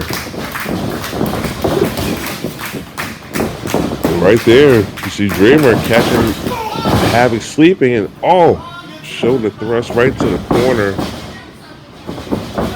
Is it going to be the knee? Yes! That running high knee by Josh Dreamer has Havoc rocked. Goes in. Oh! He catches. He's caught. What is Havoc getting ready to do here? Oh my God! Look at this. Oh! Burning Hammer into an Oshi-Goroshi by rolling Havoc. That was an unbelievable combination of moves there by Havoc. Burning Hammer into the Oshi-Goroshi. Goes for the cover, hooks the leg. 2, no sir, only a 2 count.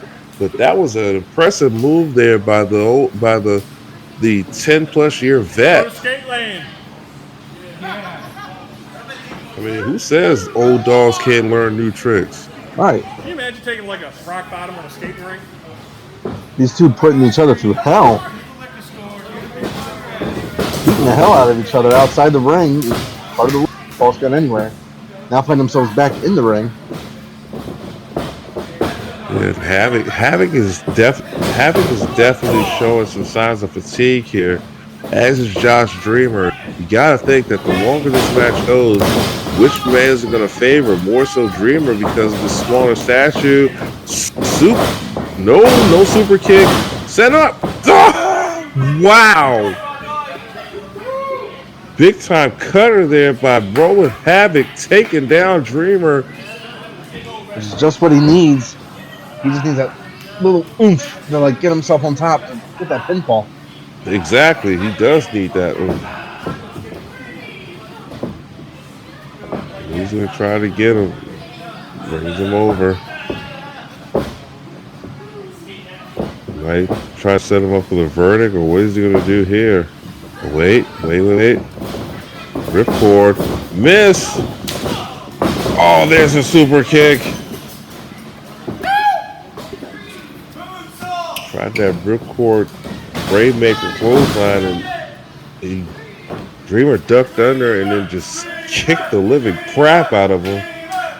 And then after nipping up, it looks like he's trying to definitely find a way to put Havoc away here at Trial by Fire. Kicked up in the ring, has new life trying to put Havoc away here.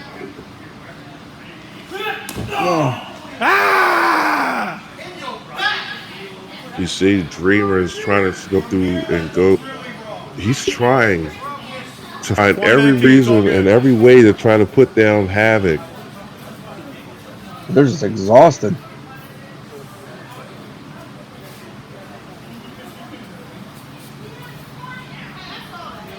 That's assault. See that?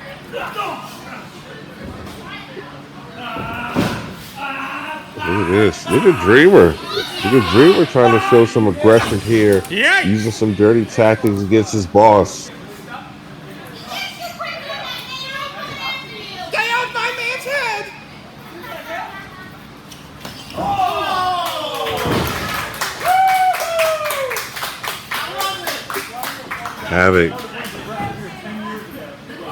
Havoc always knowing where he is, what's going on in the ring, being able is now trying to get the momentum back with Josh Dreamer.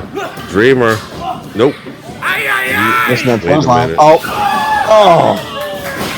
That's going to ruin his weekend, and probably the next weekend, and probably the weekend after that. That might be a blessing at this point. Still to come, our main event for the AUW Championship, Riley James versus Robbie Wayne. Actually, still to come, every championship on the line. We still have the DC Championship, which has now been determined as Noah versus Azrael. We have the Chesapeake Championship, Chaz Evans defending the belt against Twitch Graves. And the current champions, #Ego, defending their tag team titles. Oh, what a spine buster! Against Dante Christian and Christopher Stone, as well as Pure Ignorance, Fatale, and Justin Idol. You see right there, after the spine buster only got a 2 count. That's right. All four AUW championships will be on the line after this matchup. Though you got to think with that Chesapeake Championship match being a last man standing match, you got to think that those two are going to absolutely murder each other, because they got to be able to keep someone down for a 10 count in order to walk out of there with the victory and the championship. Oh no, not there. No. Oh, Jesus Christ! What a sound! What a move there. It looked like Josh Dreamer was trying to square him out to whatever Havoc was trying to prepare him for, but couldn't get himself over, and he paid the price, falling straight in that concrete. Yeah, Dreamer could be severely hurt. What's Havoc having mine here? Oh! Looks like he's going to do it again. Oh. Oh. Kicks out. Oh, super kick. Oh. Trouble in paradise. And I think he got all of that one. Cover. 1, 2. Oh, he beat him. He beat him. Well, falls count anywhere, and here he is on the inside of the ring, getting the pinfall victory over the COO, Rolling Havoc. Huge victory for Josh Dreamer. That is an absolutely huge victory for Dreamer here in AUW to get the pinfall for his boss, the COO, with the Trouble in Paradise. Right, that's Dreamer's first victory. Yeah, I believe this is Dreamer's first victory in AUW.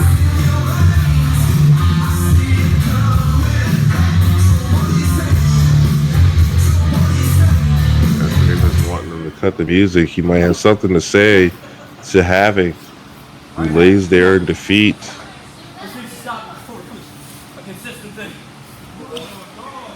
Bro, look. I said, day one, I had your back. No matter what happens. Come on, man, let's do this. Let's bury this. Let's not make this a thing. Come on, my friend. Shake his hand. Shake his hand, ruffian. Let's break this He shit. asked him to shake his hand. He actually show some kind of friendship. Remember, they are the top 2 guys of this company and run this company. Oh. Wow. Come on. Think about it. Come on. Oh. Oh my goodness. Uh-oh. Looks like Havoc's turning into the Warhound now. Oh jeez. He's turning into the Warhound now. And that might spell doom. That might spell imminent doom for Josh Dreamer.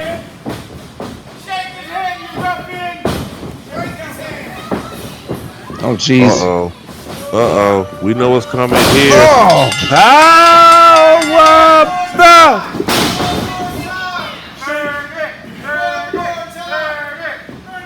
Havoc has completely lost it here.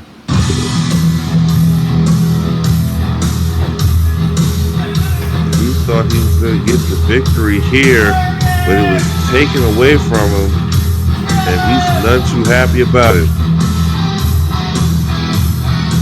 Uh-oh. What does he have in mind here? What is he going to do here? Oh, here we go. Rolling Havoc with the verdict, the move that has been hit. He's hit on numerous occasions, has won in multiple championships, but now he's using it to inflict punishment on his number 2, and now he has something to say. Your services are no longer needed.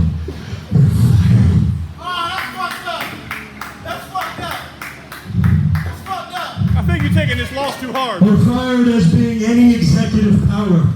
But the door opens for anybody who wants a piece of you because you're an active wrestler from now on. You're fired from management because you're a piece of shit. Oh. That's a compliment in our world. I'm not done yet.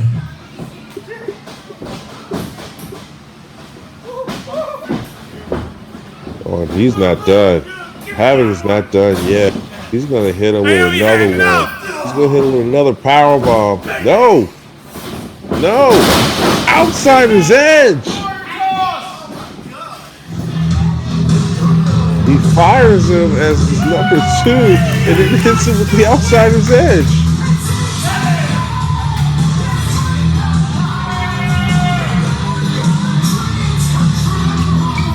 Good grief.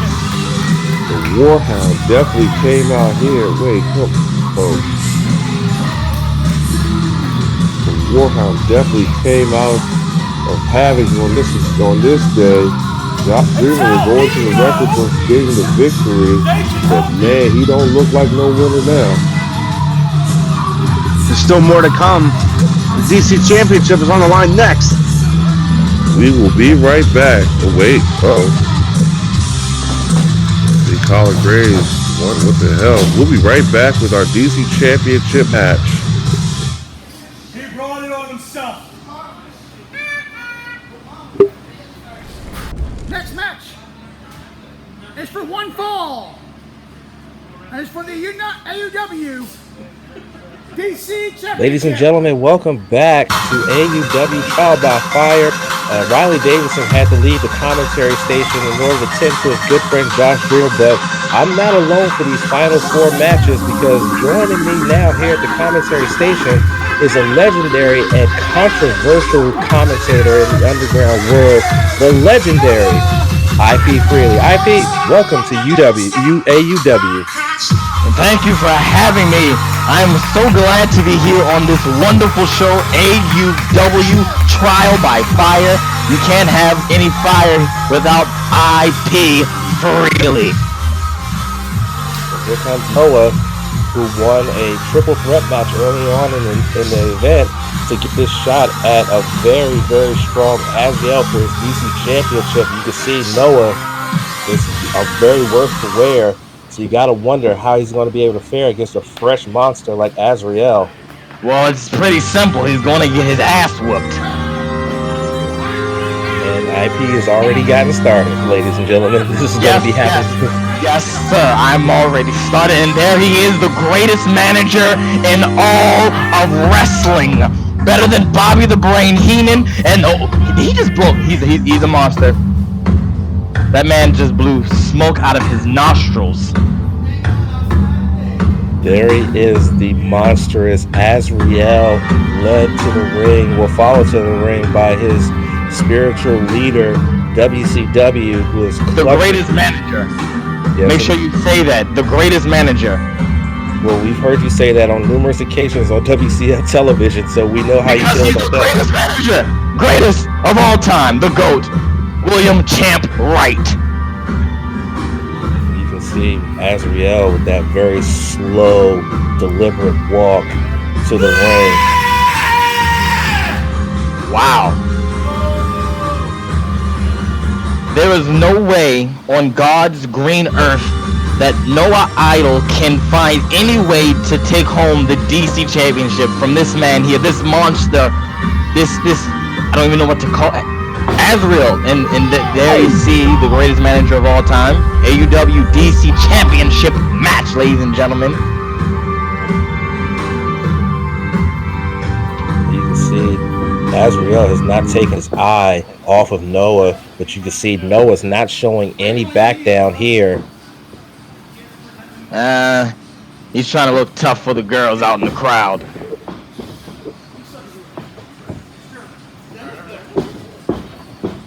Alright, I got money. I got money on Noah Idol losing in 5 minutes. Well, let's not sell Noah Idol short there, IP. I mean, like I said, he went through a triple threat match that was really hard, really strong. There's the bell. Here we go. Look at this. Noah coming out the gates, trying to attack the monster early. And just like that, the power of Azrael pushing Noah Idol across the ring. You see, Azrael is like wanting for Noah to come back at him, see what he could do. And that was not a good idea by Noah. Oh, what a slam by Azrael, man. So like I was saying, you want to put that bet up? 5 minutes. I'm bringing it down to 3 minutes now after that slam. Noah Idol is in a bad way. He was clutching his ribs when he came out here. And now Azrael with those stomps to the legs, that is one of his primary offensive weapons, is stomping at the legs of his opponent regardless of their size. That's smart. Smart by Azrael. You take out the legs, that's the base of any person. They can't move. And it's, again, just falling on the legs. Dropping those heavy tree trunk-like legs on the very skinny legs of Noah. And Noah, who relies on speed and being able to move around, that's definitely something you don't want to have happen. And wait, what's he doing here? We in Canada. This is Toronto. I think we're in Toronto, because that sharpshooter almost as bad as the Rock's. Well, regardless of how it looks, it's looking to be effective. As Noah Idol's in the center of the ring. He's got to do something here, or you might be onto something that this match may not last longer. Well, he let it go just to stomp on his legs more. Because he knew his sharpshooter wasn't on point as IP Freely's. That's why. IP, you said you're a former gym champion? Yes, sir. Thank you for somebody knowing their history. Yes, IP Freely, that is me, am a former gyms champion. That's right. For those of y'all who are listening, the WCF Gyms Championship is a championship for the women, but we're not going to talk about that. We're going to continue to look at this match here. As you don't want to talk about that now, don't you? Now listen here. I have a whole explanation on how that happened. And the headbutt. Oh. Yeah, I was going to say let's share that explanation off air. Right now, Noah is in a lot of trouble after getting taken down with that headbutt. You can see Azrael. That's the worst thing. Is like it's worse to get your butt kicked, but it's even worse when someone's talking to you while they're doing it. Well, actually, I like getting my butt kicked and them talking to me in the ear. Okay. But that's just me. Okay. But anyway, back to the matchup. You see right here, Azrael does have champion's advantage. If he is disqualified or counted out, he does keep the DC championship. But you can tell by his mannerisms, he does not want to win by DQ or count out. He wants to thoroughly destroy and leave no doubt why he is going to be a dominant DC champion, even though he is the first DC champion. I don't see any other person ever taking the DC championship from this man, this monster. I'm going to keep saying he is a monster. He is strong. There's nobody probably in the AUW roster stronger than Azrael, and using the rope for extra leverage. Smart man. Yep, and he realizes he has a 5 count to break before he is disqualified. Why do refs count? I think wrestlers are smart enough to know that they have a 5 count. They're not idiots. And now the 280-pound monster of Dauntless continues his assault on the smaller Noah. By the time Azrael's done with Noah, he won't have a left hand to jerk off on because he's just destroying and manipulating that body part, taking away his left arm. And as you can see, the greatest manager of all time, WCW. He's praying. Yeah. I wonder what God he prays to. I wonder what religion. I might want to try it. He's a very smart man. Well, to catch you up on WCW here at AUW. Wait. The ref could have easily disqualified Azrael off of that, but apparently he's not going to do that. He does it a second time, and the referee is not going to disqualify. He's admonishing him, but he's not going to disqualify him. I think he's being smart because he knows that if he disqualifies Azrael might destroy him. Exactly. So the ref is actually a smart man. He's a smart man. Ref, stay away from this. Stay away. But as I was saying, IP, to catch you up on WCW here at AUW, he apparently follows an entity known as the Learning Tree. And it's the Learning Tree that he says brings strength and courage to his group. Whatever that means. Okay. I think I'm going to do my research on that. You might want to do your research. I'm just stomping on him. And if you notice, the referee is counting while he's outside of the ring, which is very unique and very odd, but looks like Azrael's going to get him back in the ring and then breaks the referee's 10 count because he wants to continue to do damage to Noah Idol. Azrael knows he has this in the bag. He knows this. He knew coming out that he was getting a battered opponent. Whether it was Noah Idol or anybody else that you said that was probably in that match, they knew that they weren't getting a fresh opponent. And WCW and Azrael are just making easy pickings of Noah Idol. Yeah, Noah defeated Flatline and T-Money in a triple threat match earlier on. Oh, no wonder Noah Idol won. I know that guy.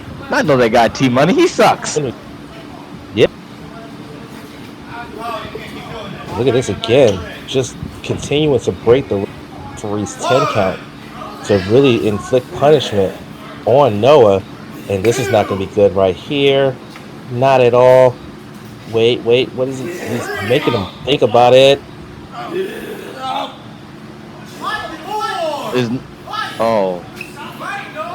This does not look good for Noah Idol at all. And it looks like he's struggling.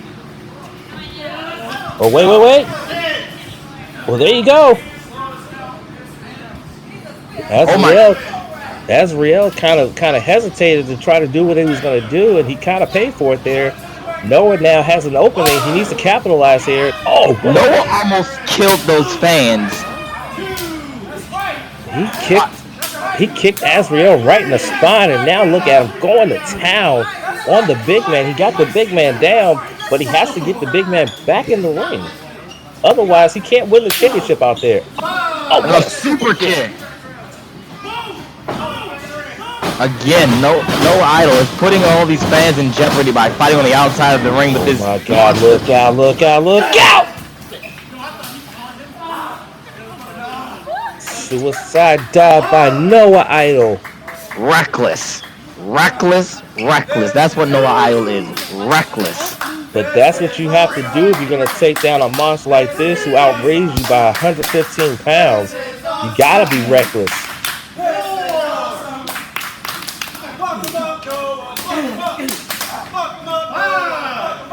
I don't like the chant that's being said. It's not family friendly. Well, I mean, this is the underground arena where the tagline that Eddie the Diamond Cole says at the beginning of the show is turning the underground upside down. And I think that's what Noah's trying to do here by becoming DC champion and upsetting the monster. Oh, what a kick right in the face. In the face.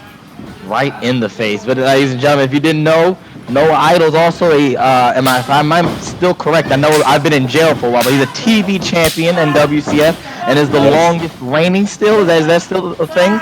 I believe that is still a thing, yes. Wow.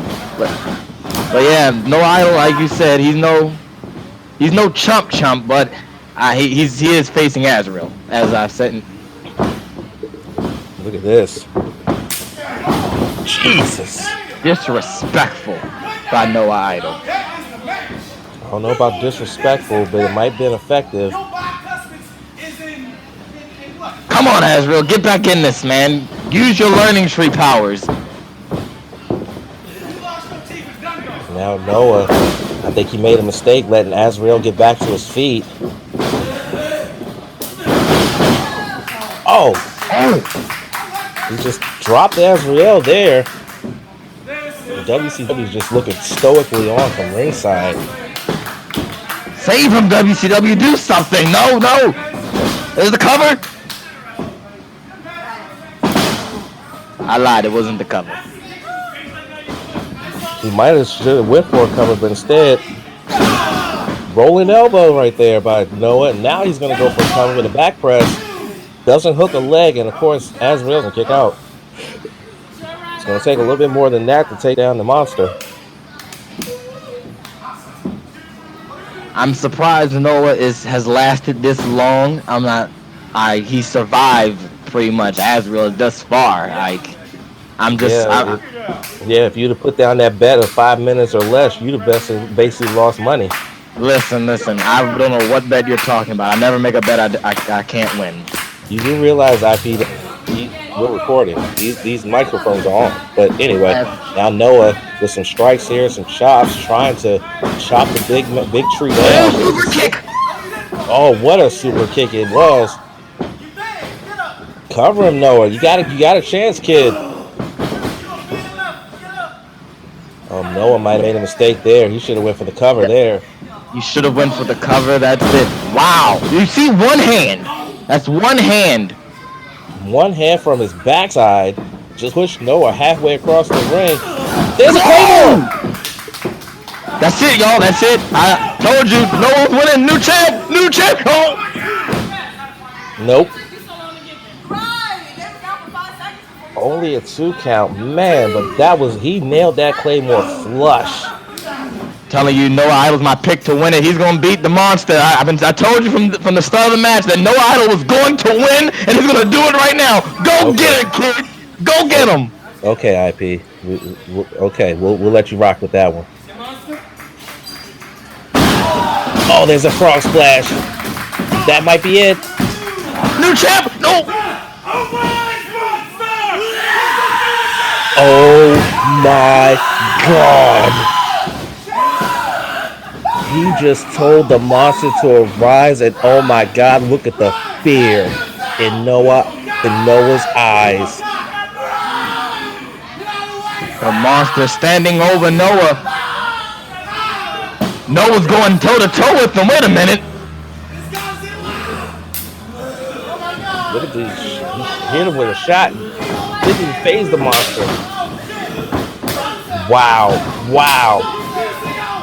Are you kidding me? These shots are not even phasing him. Good God Almighty. But one shot from Azrael just put Noah down. Told you Azrael was going to win. Told you. See, just like that. One blow.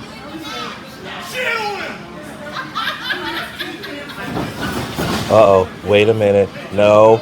Oh, my God. This might be the end.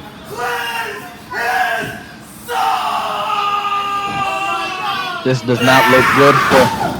Good God! The Soul Cleanser. The Soul Cleanser. Noah looks hurt. That's it, ladies and gentlemen. Oh, that's it. WCW yelled for him to arise, and all of a sudden it was like a new ball game. And just like that, with the Soul Cleanser, it is over. Azrael retains the DC Championship. And like I said, I told you from the start of the match that Azrael was going to retain. No man can ever beat him. This man will never lose the title. I'm putting it out there. And if anyone wants to challenge me on it, guess what? They can see me. Because Azrael is still the DC champion. And he made a statement today showing that no one, not even Noah freaking Idol, will take that title. And there's Logan.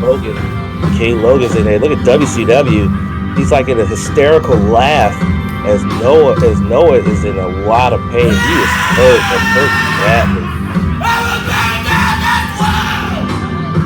I don't know what he just said. Oh my God. Well, folks, one championship stays with their champion. Will the others be the same? Let's find out, because we have another championship match to come after this one. But there's still your DC champion. Oh my God, look at WCW. Good Lord.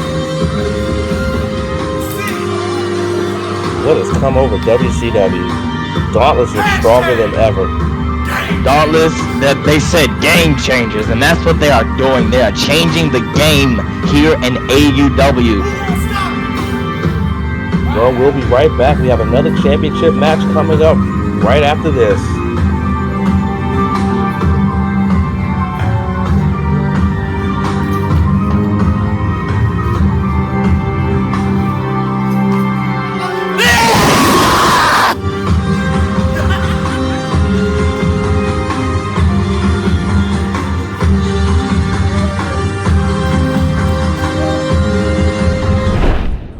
Underground Wrestling presents Trial by Fire. Stupid name, but hey. Twitch Graves, you are the unlucky challenger, and you're going to face me in a last man standing match for my AUW Chesapeake Championship. And it seems like you got a gripe with me. Seems like you think I had something to do with Sinister Death being attacked and not able to make the last show. I ain't got nothing to do with that, Jack. That was all Damien. I mean, I was there. I watched it happen. Tried to tell him to stop, and, well, you know, who can stop Damien Fatale? But it seems that you and I are destined to meet in the squared circle. And I'm here to tell you that that's a bad move. Yeah, it's a bad move because, listen, I'm the icon. I'm holding the AUW Chesapeake Championship hostage. Pure ignorance is holding this whole company hostage. You see, the reason why I'm holding this belt, the AUW Chesapeake Championship, is to prove a point. It's to make a statement. And that statement is that we are the best damn thing to ever step foot in that raggedy ass building. The end result, the spoiler alert, will be Chaz Evans, winner, last man standing, and still your AUW Chesapeake champion. Chaz Evans, I want you to pray to your God. I want you to pray that he comes and saves you. I want lightning to crash upon my fucking head, Chaz, because that's about the only chance you have of holding on to your little title. You seem to think that I am worried about what your dilapidated mummy has done to my boy Sinister Death. I'm not. Sinister Death, you see, is a grown man that can handle his own business. You, however, look like a lost little boy that still needs guidance. I will lead you to your destruction, Chaz. 24 hours, Twitch, to get all your little riddles together, get your puns and all your alliteration, all your language arts skills together in order for you to help you come up with some reason to make me think that you actually have a chance of beating me and taking my Chesapeake Championship. See, listen, like I said, I'm here to prove a point. I'm here to turn this Fed upside down. And the production team think that they're going to tell me when and where to cut a promo. They got another thing coming. I am your AUW Chesapeake champion, the first, and I will cut a promo when I'm ready and on my time, not the other way around. But at Trial by Fire, Twitch, you're not stepping in the ring with the same Chaz Evans you did a couple of years ago. No. You got it all confused. See me? I'm not afraid to go to a dark place and do anything. I'm not scared to do anything, say anything. You see, the Chaz Evans you're stepping in the ring with now is more dangerous than ever before. He's an icon. He's an idol. He's a villain. And at Trial by Fire, when I kick your ass, I'm gonna laugh in your face as the referee counts. 1, 2, 3, 4, 5, 6, 7, 8, 9, 10. See you there, sunshine. Lend me your ears, Chaz, so I can sing you a beautiful melody about a fake icon. Open your eyes, and I shall show you a false idol. Stand in my way. And Chaz, I will victimize you. And I will leave you to burn in the fires of my path. He said he's gonna victimize me. He said he's gonna beat me. Oh my goodness. Twitch Graves, you have no idea what you're talking about. I don't even think the riddles you even say yourself make sense to you. Listen here. What makes you think you can beat me?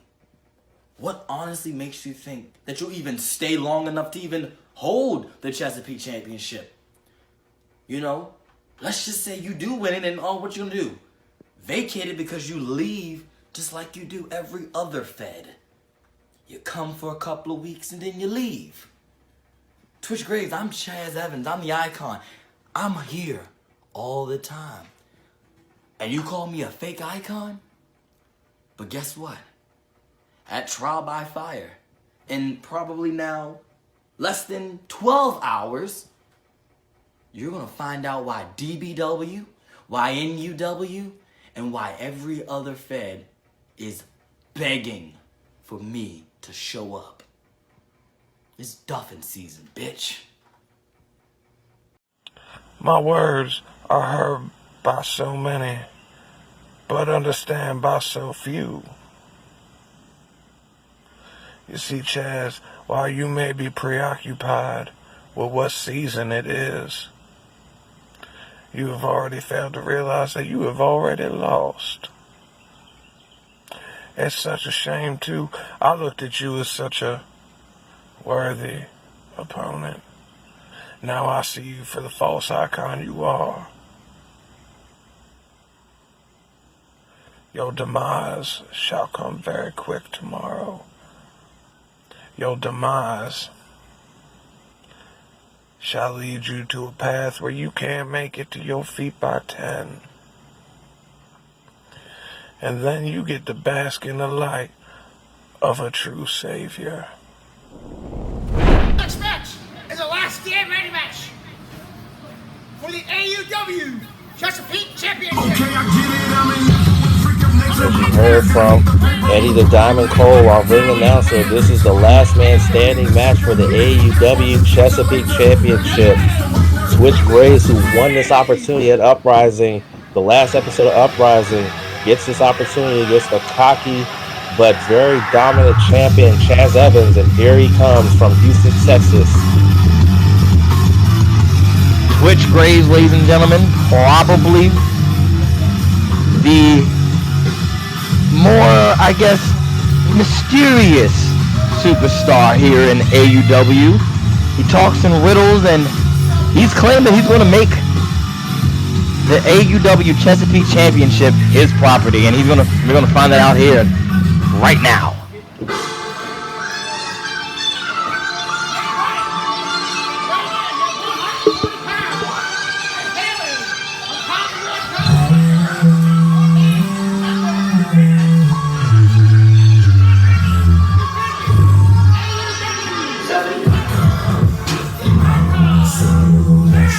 And here he comes with pure ignorance, your AUW Chesapeake champion, the icon, Chaz Evans.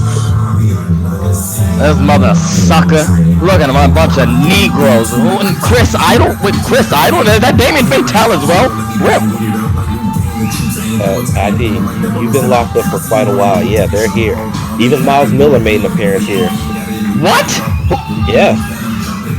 Go back and watch a couple of last episodes of Uprising set before this one. Miles Miller, yeah. This is a dream team, though. Wouldn't you say, what? You see, the icon, the very cocky young man, but very confident, has been a very strong champion as the first Chesapeake champion, and he definitely has a challenge ahead of him in the unpredictable Twitch Graves. And this is a last man standing match, and if I do remember correctly, these two have faced off before, and I do remember that match was also very violent, so this could get just as violent as well. Yes, indeed. For those of you who are unfamiliar, a last man standing match is just quite simply, look. Our referee is already getting on the case of pure ignorance. Yes, he knows with them out here, as I was getting ready to say, a last man standing match, it's no disqualification, no count out, anything goes. The only way to win is to render your opponent unconscious or to a point where they cannot answer the referee's 10 count. And you can see again, this is usually Chaz's way of getting ahead of his opponents early by not allowing the referee to take his championship. I mean, he won it. He won. That's his belt. I wouldn't want if it was me. I wouldn't want no one touching my property. Yeah, but will it be his championship when it's all set? Oh. Well, there you go. That was funny.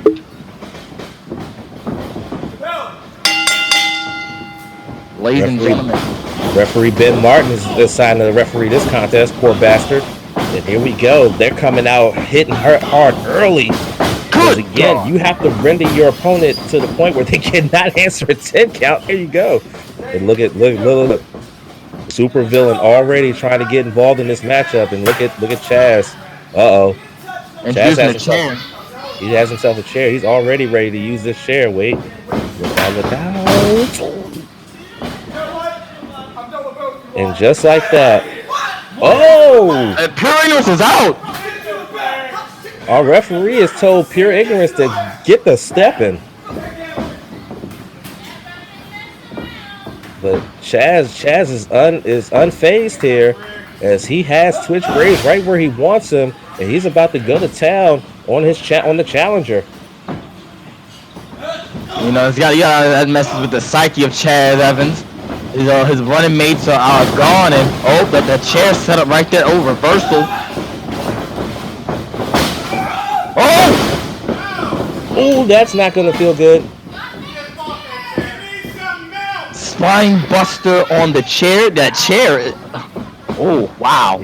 That chair's useless at this point. He damn near bit that chair in half, and now referee's gonna count now as Chaz Evans is down. Again, he has to make it to his feet by the count of 10 in order to keep his championship. He has no champion's advantage, and as you can see, rolls to the outside to get back to his feet and break the count. All right, Mark, I gotta ask you, who are you going for in this match? You going for Twitch or the Icon? I don't know. I was going with the Icon until Pure Ignorance was tossed out of here. Now it might be Twitch's time here. Look at Chaz. Oh. Twitch has Chaz in a corner. Can't get in the ring. Oh. What's he gonna do here? Oh, that's not good. And there's that iconic forearm. But he ran the chair into Twitch's feet, and now he's gained the advantage now. And those roundhouses kick to the chest, staple of Chaz Evans. And wait, what he's gonna do with the chair? Well, the referee's counting now. We know that Chaz Evans, I've heard that he's a 3rd-degree black belt, so he uses those kicks to very good use. Yeah, I heard that too. I heard they were lethal weapons, but he's choking him. I mean, that's his easy way to win.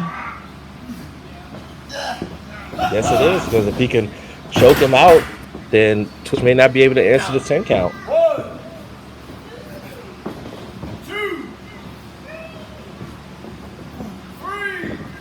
Count of 3. Chaz looks like he's wrenching a chair into the corner there. Twitch is up. I don't think he sees him. No, he doesn't. He takes a shot to the back. Oh, this is not going to be good. Good God almighty. Head first, right? Ooh, that looked like it hurt. That is what you would call COD, concussion on delivery. And now the referee's going to count as Chaz Evans is down. He's somewhat moving, but not by much. And you can see Twitch standing over him. He's ready. Just in case he does. Like he said, he's getting up. Twitch is ready for something. But look at this. What? Are they? Twitch is having a little bit of fun here. There's the nail in the coffin. That's it. He got him with the nail in the coffin.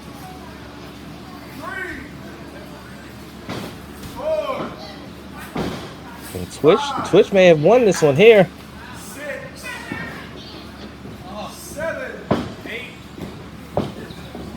Oh, but Evans is back up and quick, and now looks like Evans is back on the attack, but Twitch retaliates. Oh! Both men had the same idea. And both men are getting counted out now. Ladies and gentlemen, if neither one of these competitors get up by the 10 count, this match will be a draw, and the Icon retains. So let's see what happens here if one of them can get up first. That is the only champion's advantage that Chaz Evans has in this matchup, is if they both do not answer the 10 count. And Pure Ignorance is gone, and both men are up. They look like they're spent. These guys are beating the hell out of each other. What do they got to do? Oh my God! Look, it's William Sexton. I thought his name was Michael Norcia. He was known as Michael Norcia. Now he's William Sexton. Let's listen in.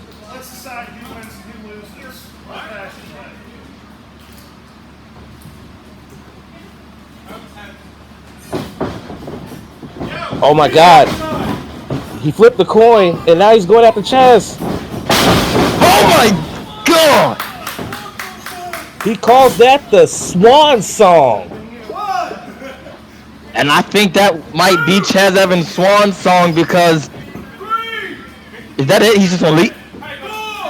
That's it. He just goes after Chaz, drops him with the Swan Song, and Chaz is down and out.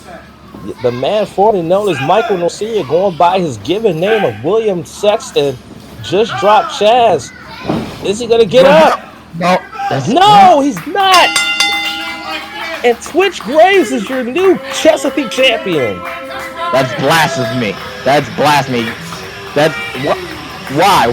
Who is William Sexton working for? That's what I want to know. Is he one of Twitch's boys? I think. No. No? I think he's working for himself. But regardless of who he's working for, Twitch Graves now holds the Chesapeake Championship. Ladies and gentlemen, your second AUW Chesapeake champion, Twitch Graves. And wow. Pure Ignorance now comes out, but they're too little too late, as their man Chaz Evans is no longer the Chesapeake champion. Folks, we've already got our first title change, and we still have 2 more championships to decide. Up next, the triple threat for the AUW Tag Team Championships they're on the line, and after that, the main event for the AUW Championship. Folks, Trial by Fire will continue right here after this. Fire, fire!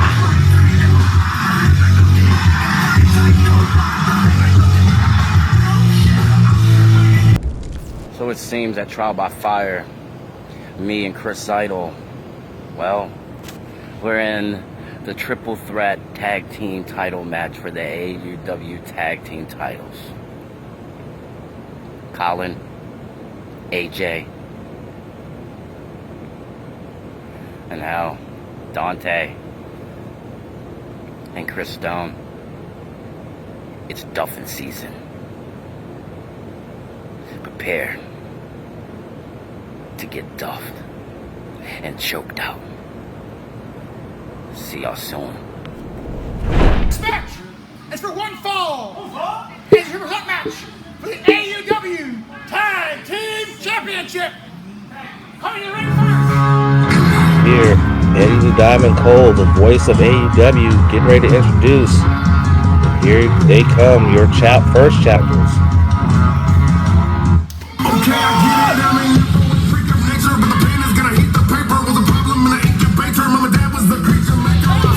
I know that guy. That's Dante Christian. Ladies and gentlemen, the AUW Tag Team Championships on the line. Ladies and gentlemen, you got Chris Stone, Dante Christian, one of the unlikeliest of tag teams right here. I think this might be their time at championship gold here in the underground. I've already documented the history between these two guys. Dante Christian trained at the Stone family compound and has been an anointed member of the Stone family. So it might be their time for these two guys to become tag team champions. But here come the other challengers in this match. Was those gunshots? Was that gunshots? Yes, they were. Oh, I didn't know you guys rolled like this.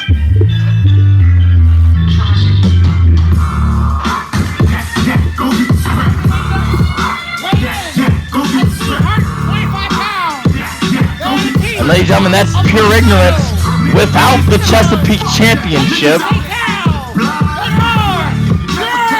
And the two men that will be representing Pure Ignorance in this tag match are right there, the super villain Damien Fatale and Swole Chris Idol. As you know, Damien Fatale is still currently the WCF heavyweight champion of the world. Chris Idol is the WCF Mid-Atlantic champion. but they're trying to get AUW gold here. Damien Fatale is still WCF champion? IP, you've been locked up a long time. Nothing's changed, really. Oh my gosh. And the crowd doesn't like pure ignorance. But let's see if either Pure Ignorance or the team of Stone and Christian can take down the reigning and defending AUW Tag Champions, #Ego. Oh God, they're not even the real Ego. They still call themselves Ego. Which two members are there? Is it Courtney Prescott? No. Then it's not the real Ego. It's not the real Ego. And you will not hear me call them Ego. Well, here they are.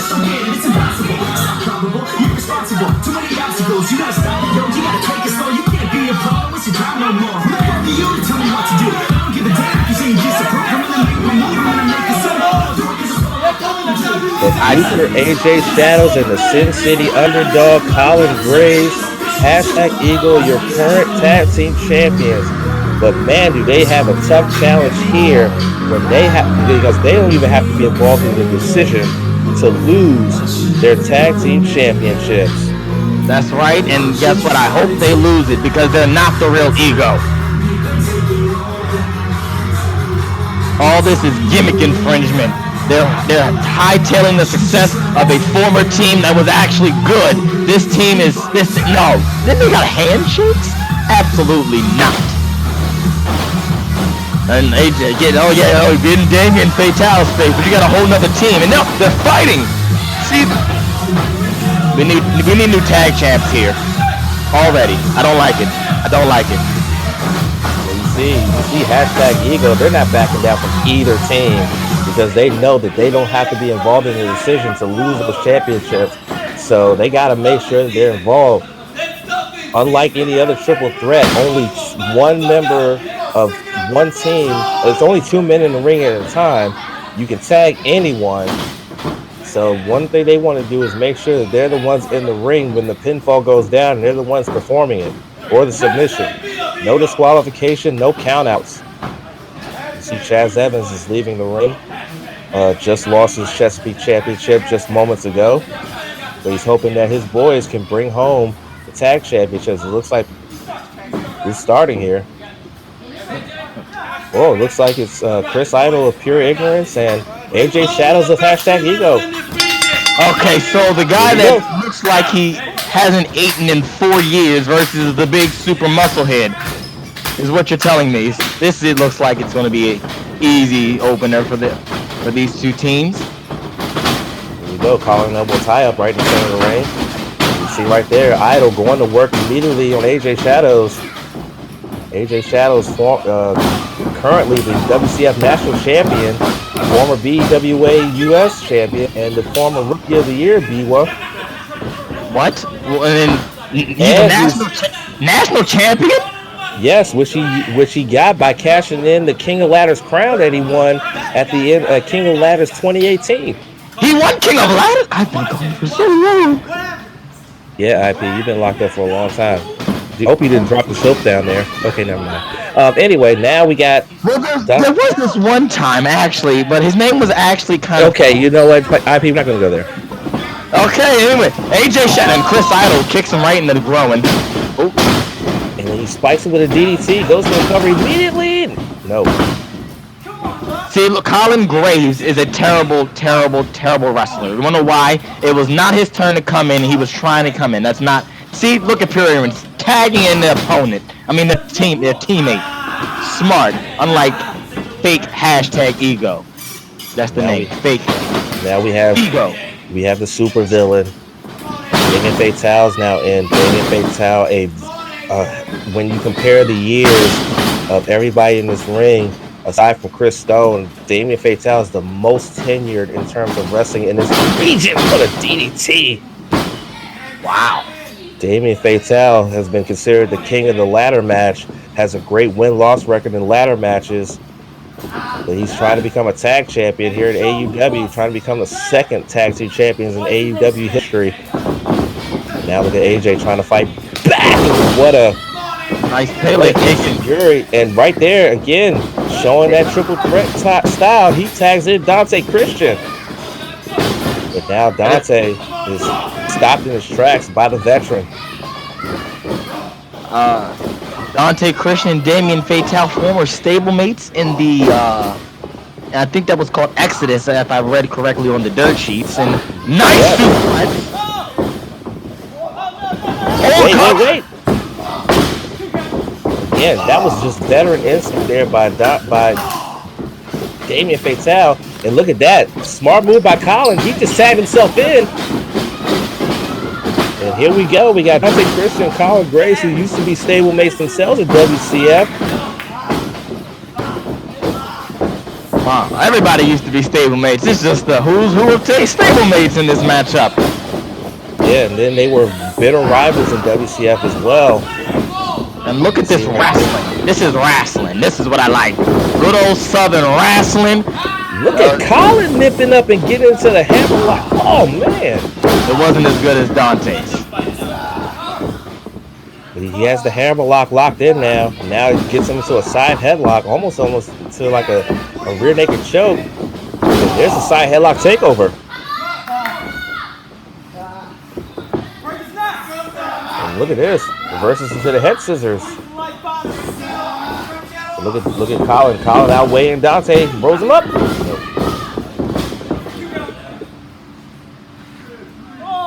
You can see right there Colin using his weight to his advantage. And now Dante is going to go to tagging his partner, the backwoods badass, Christopher Stone, who is very, very successful as a tag team wrestler. Did you know me and his father were really good friends back in the day? Yep, looks like he's going to Damien Fatale, but Chris Stone, a very successful tag team wrestler, has held the BEWA Tag Championships on multiple occasions with his brother Eric Stone. And now the Southpaw going to work on Fatale, who he's no stranger to as well. These two are actually, from what the relationship between these two is that Chris Stone is Damien Fatale's brother-in-law. That is correct, because Chris Stone is married to Damien Fatale's sister, Mary Jane. That's weird. Just weird. And they tag in. Here comes AJ Shadows, who's going to go up against the supervillain. The past versus the future, so-called, but looks like the past still wins. Clean neckbreaker there by Damien Fatale. You can see Damien Fatale still has some fight left in him, even after all these years of wrestling in the underground. And now here comes Chris Idol. Chris Idol and Damien Fatale. They're former WCF Tag Team Champions as well. There you go. IP Freely with the history lesson on WCF. But also, if I'm not mistaken, AJ and Colin Graves. And oh, wow! Colin with Roundhouse. I think they were WCF Tag Champions as well. Yes, they were. So I know a little bit. That was when WCW had a brief stay and had a return to WCF in 2018 as the manager of Hashtag Ego. No. As a matter of fact, when Hashtag Ego held the tag championships, they actually, oh, what a drop kick. They actually did the Freebird rule where any member of Ego defended those championships. As a matter of fact, there was an episode of Generation where WCW actually defended those championships with Colin Graves. That is facts. So, ladies and gentlemen, this whole matchup, all these teams are former tag team champions in themselves. Suicide dive on the pure ignorance. AJ Shadows is in control. But yeah, ladies and gentlemen, all these members in this matchup right now have all been tag team champions. They know what it's like. They know how to move in a tag match. Be tag team champion. And the fake Ego, or I like to say Figo, tag team move here. There's an elbow. That mare. Oh my goodness. Tandem offense there by Hashtag Ego goes for the cover. 1, 2, and Damien Fatale out of nowhere at the last second breaks it up. I didn't know his old ass could move that fast. Now it's Idol back on the attack on Colin Graves, the Sin City underdog, the former BWA Tag Team Champion, former BEWA IC Champion, former WCF National Champion. Now AJ Shadows jumps in and breaks up that submission. Again, with no disqualifications and no countouts, this can go on for pretty much the whole match here. Everybody in this matchup has held championship gold here in the region, so they know what it's like to be in a big match environment. 1, 2.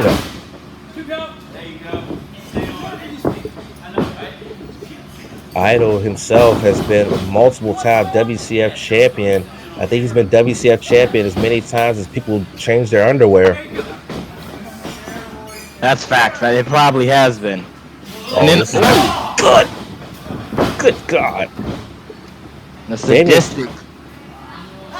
Damien Fatale just stomped on the left arm of Colin Graves, and if you watch any of the matches with Colin Graves over the past year, most people target that left arm of Colin Graves, even though he is a right-hander. And you can see right here again, pure ignorance, using pure ignorance here. Oh my goodness! Well, there went AJ, and now look at Idol. Idol's being real ignorant with those stomps to AJ Shadows. You don't deserve. And Colin Graves is choking himself. Oh wait, looked like that was I don't know what that was. It was a half straight jacket neck breaker there, but Colin's able to kick out. I'm glad you know the rule book and the actual maneuver looks the same to me. And AJ gets a little receipt on the Chris Idol, and here comes Dante. They're on the outside and they're taking out Chris Idol, and you can see a double super kick party. Good night. You can see Dante and AJ eyeing each other, but they know that the action and the focus has got to be in the ring because Damien Fatale has the full control here of Colin Graves, now going after that left arm of Colin Graves. When you look at the physiology of an individual, usually their dominant arm is the strongest while their non-dominant arm is the weakest. But right there, Dante Christian just stomped the back of Damien Fatale's head. AJ gets the tag, and here comes AJ.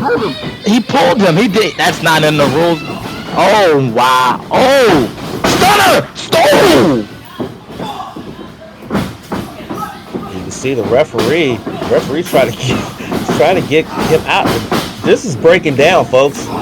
This is just turned into a brawl, ladies and gentlemen. All three of these teams, there's a lot of blood. These teams, they want these titles, and super kick to Damien Fatale. Super kick. Is that Chaz? That's Chaz Evans.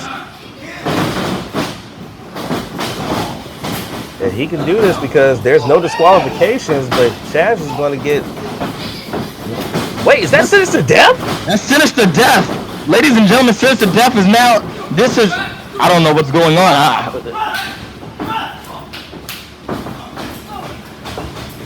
This match is still going on, ladies and gentlemen. I don't even know who's legal. Who's legal? I have no clue. This is broken down. Goes for the cover. 1, 2. No. I just want to remind you, on the corner, if you see on the corner of the screen, Pure Ignorance and Sinister Death are in the right corner. AJ looks like he's about to do something reckless and insane, and you gotta be kidding me. Oh, there's the grave cutter. That's it. He got it with the grave cutter. Why did he stop pinning him? He tried to tag in AJ, but AJ's nowhere to be found. Cause your partner's an idiot, and he's the fake ego, and he got himself killed by trying to do spectacular crap. Turn around, Colin. Turn around. Oh my God. And from the second rope, the buckshot. Frog splash. Cover. 2. We have new tag champs. Ladies and gentlemen, I want to let everyone know, and you heard it from IP Freely, that this is all AJ Shadow's fault.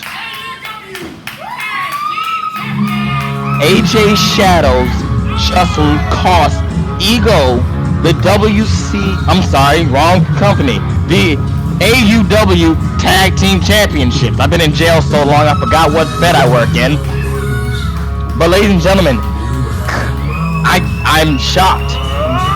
Dante Christian, Chris Stone, the unlikely tag team partners, are the AUW Tag Team Champions. Pure Ignorance finally getting their lives together, and they can't be happy right now.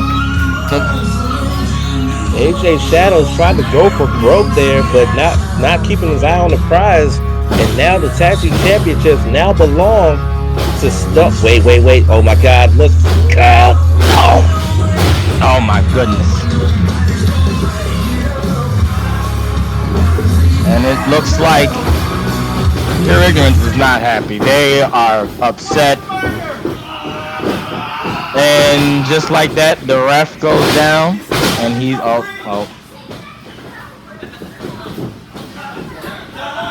My goodness, we need to get some control here. Damien Fatale hit AJ Shadows with the NFG, and now he has the Avada Kedavra. Pronounced Avada Kedavra. We know that you don't watch Harry Potter. No, I don't. Sorry. It looks like Stone and Christian are going to try to chase Pure Ignorance out of here, but the damage has been done already. Oh, there's the buckshot. But the damage has been done, and the new tag champions helping out the former tag champions.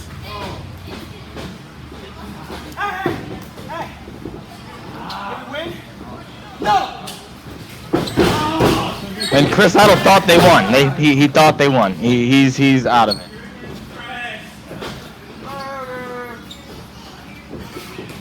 Don't shake their hands. The fake. Show respect here. Show respect here by these two teams. But ladies and gentlemen, new tag team champions, folks. We have our main event yet to come for the AUW. Wait. Whoa. I told you, Mark. I told you. Look at him. Oh my goodness, look at this.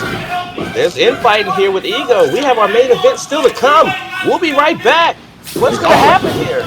It's all AJ Shadow's fault. I'm telling you. Give it a rest, IP. We'll be right back. It's his fault. Take a look at the resume. Yours blank. Your resume's blank.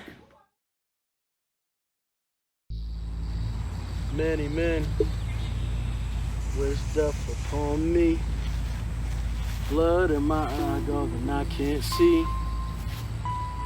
I'm trying to be what I'm destined to be. And people trying to take my life away.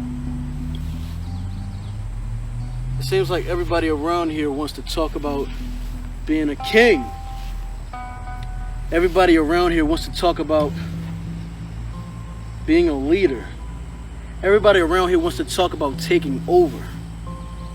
Everybody around here just wants to talk. Everybody around here just wants to talk without having the biggest microphone in this fed. This AUW Championship validates everything that I've been saying since I stepped foot in this place. If you don't believe me, Colin Graves, when I told you that you were a pawn and that you weren't gonna beat me for this, did you believe me? Because I bet you do now. When I've been telling everybody that they shouldn't trust Roland Havoc, Josh Dreamer, do you believe me now? And when it comes to Trial by Fire, Robbie Wayne, when it's chessboard Robbie Wayne, you're something different. Robbie Wayne, when it comes to Trial by Fire, this trial, I am the judge, the jury, and the executioner. And when it's all said and done, Robbie, your sentence will be handed to you just like your career in this federation was handed to you. Just like that big money contract was handed to you, I plan on handing you an ass whooping. when it's all said and done, Robbie, when you're crawling, begging and pleading, when you're in that light, you will see nobody else but Jesus Christ.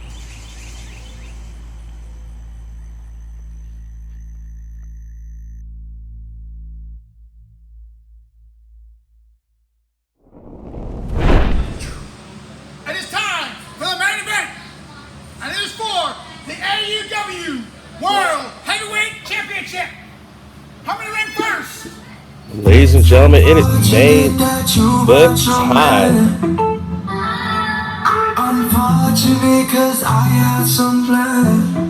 And coming out now, the #1 contender for the top prize in this company, the AUW Championship. That right there, ladies and gentlemen, is the one, the only Robbie Wayne. Here he comes, standing 6 feet 1 inches tall, weighing 180 pounds, hailing from Richmond, Virginia.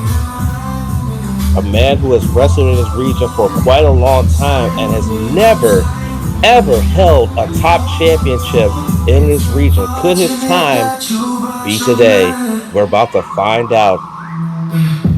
What was it like when you... His opponent, weighing in at 270 pounds, hailing from East Baltimore. He is in the ring on a shocking will. He is the AUW World Heavyweight Champion, the late Riley James. And you can see Riley James is definitely coming with plenty of backup. He has a spiritual leader, WCW, holding the AUW World Championship. He has the King Logan, and he has Azrael. Here it comes.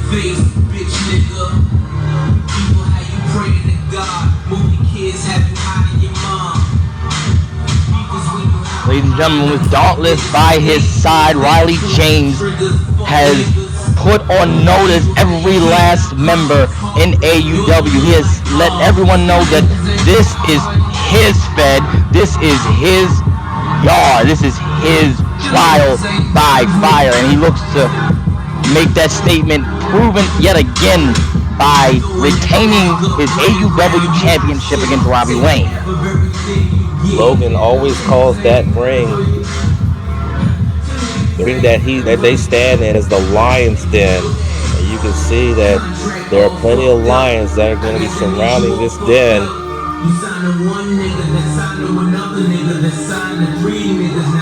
You gotta wonder what's going through the mind of Robbie James. I'm sorry, Robbie James. I've been in jail way too long. I can't even read my notes right. Of Robbie Wayne, seeing all 4 of these guys. Look at them.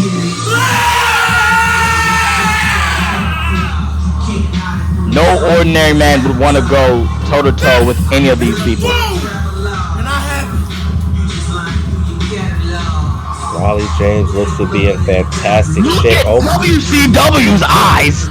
I've told you, this is a new WCW. I have followed WCW since his debut back in 2015, and I have never seen him in this manner. He is very boisterous, very talkative, but now he is so stoic and just unpredictable. I need this learning tree. I need to find the learning tree. See, Robbie Wayne is standing outside of the ring where he sees 3 big monsters and a very unpredictable manager staring a hole through him, but he is showing no fear. And that's what it's for, ladies and gentlemen, the AUW World Championship. Riley James, Robbie Wayne here, trial by fire. Your main event. What, Riley's speaking to Robbie? Oh, he's telling them they gotta go. What happened last time? What happened to Colin? I have this. Go to the back. Go to the back. Got this. Logan's trying to plead. Don't! I have this! Go to the back! Damn, he's shooting y'all off like y'all should have We saw this, and Coach told him, "Don't F this up." Same thing he said when he went up against Colin Graves for the championship, and he was able to retain. Riley wants to prove he can do it on his own. He won the championship with them, but he wants to prove he can do it on his own. But all respect to, like you said, to Colin Graves, but Robbie Wayne isn't Colin Graves. So this would be a big step. And Roland Havoc. Why is Roland Havoc coming out here? He's gonna screw Riley. That's what he's gonna do, because Riley told us we shouldn't trust him. He's been right every single time, and that's why he's out. It's only right. It's the only reason.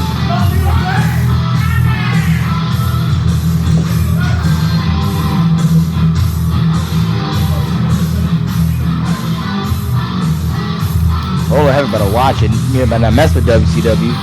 You got that learning tree powers. I don't know if I don't know if I heard Eddie Cole right, but I think our COO is going to be the special referee. You might be right. That's not in my notes, but I think that's what's happening here. Roland Havoc is going to be the special referee for this contest. No. This Here is comes not Logan. happening. This is not happening. Come on, man. No.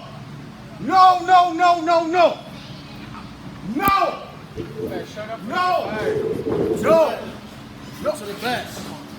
Go to the back.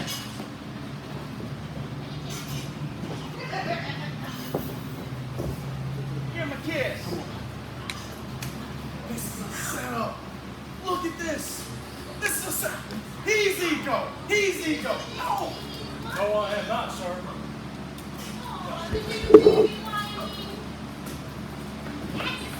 and it looks like, ladies and gentlemen, Roland Havoc is going to be the special guest referee. I kind of have to agree with Logan. This doesn't look in it works in the favor of Riley James, and this match is underway, ladies and gentlemen. Your main event. Ladies and gentlemen, this is your main event for AUW Trial By Fire, the second supercard event. Wayne versus Riley James, the AUW Championship, and we begin with a collar level tab, and Riley showing strength already. Backing Riley into the corner and a clean break there, surprisingly.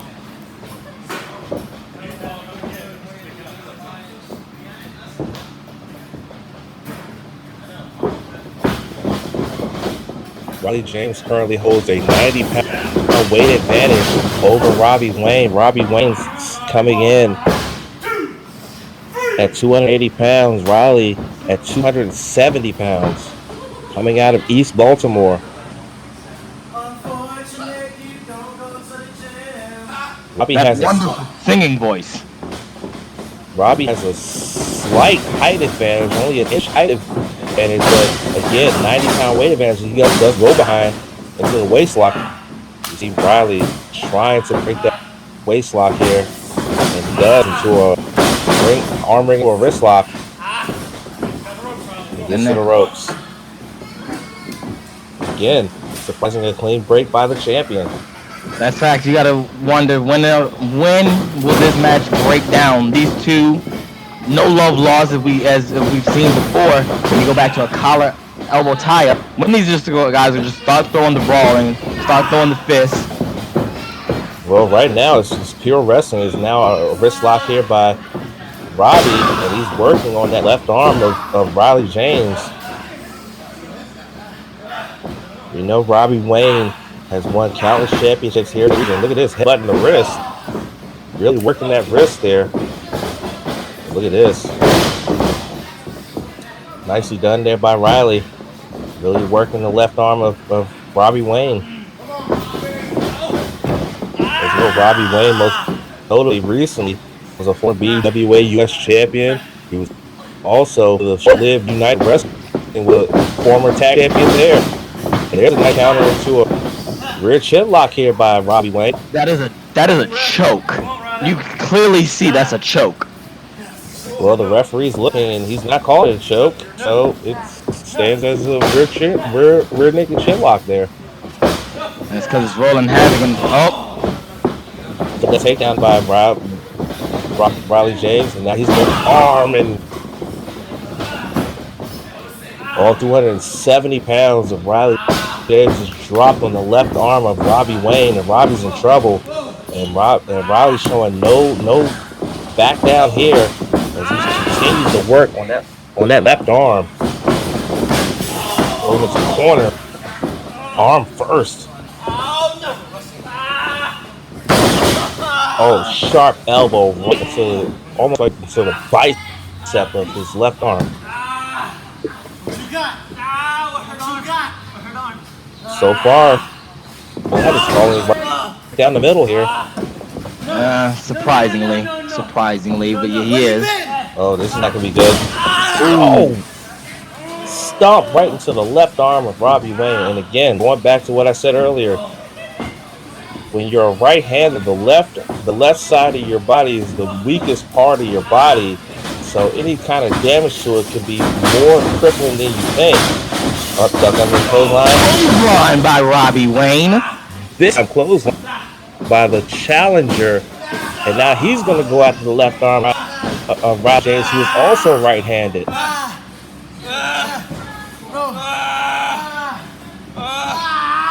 So conventional wisdom would say, even though the left arm would be the weakest, he would go after the right arm to take away, look into the light, which is Riley James' finishing maneuver. You're right, looking to the light. All it takes is one, and that knee right into the shoulder right there. Robbie getting that knee right in the shoulder blade. Going back on that left arm, as you said. Just so you know, now, this is gonna really, really hurt. What? Stomps on the left hand of Riley James. If Riley James was smart, he would go after the legs of Robbie Wayne to prevent Robbie from nailing the Black Eagle, which is the double stomp off the top rope. I love that move, by the way.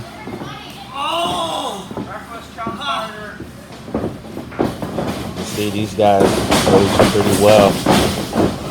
Samoan drop. Oh, what a Samoan drop, also known as a fallaway slam. And out goes the challenger, Robbie Wayne. Riley James. And look at WCW praying. Robbie Wayne trying to dethrone the first AUW champion. And Riley James winning it at Uprising, I think this was. No, it was called Awakening, right? Awakening, yes. Yeah, He won it at Awakening. At Awakening, winning the first ever AUW championship, and now Riley James going to work and on the body shots and on Robbie. And you can see he understands, even though he has champion's advantage, he wants to punish. Ooh, he wants to punish Robbie, but Robbie with one stiff shot right to the face to stun Riley James here. Oh, right into the chest. Sunset flip. He's got him down. 1, 2. No, sir. Only two. Back to the arm. Again, this shows the ring presence of Robbie Wayne going right back after the left arm after getting the fall there. We've already saw the other 3 championships defended with only one of them being retained. That was Azrael defeating Noah. We found out that Noah suffered an injury to his wrist. He's been taken to a local medical facility to be checked out. It's for you on our social media platforms.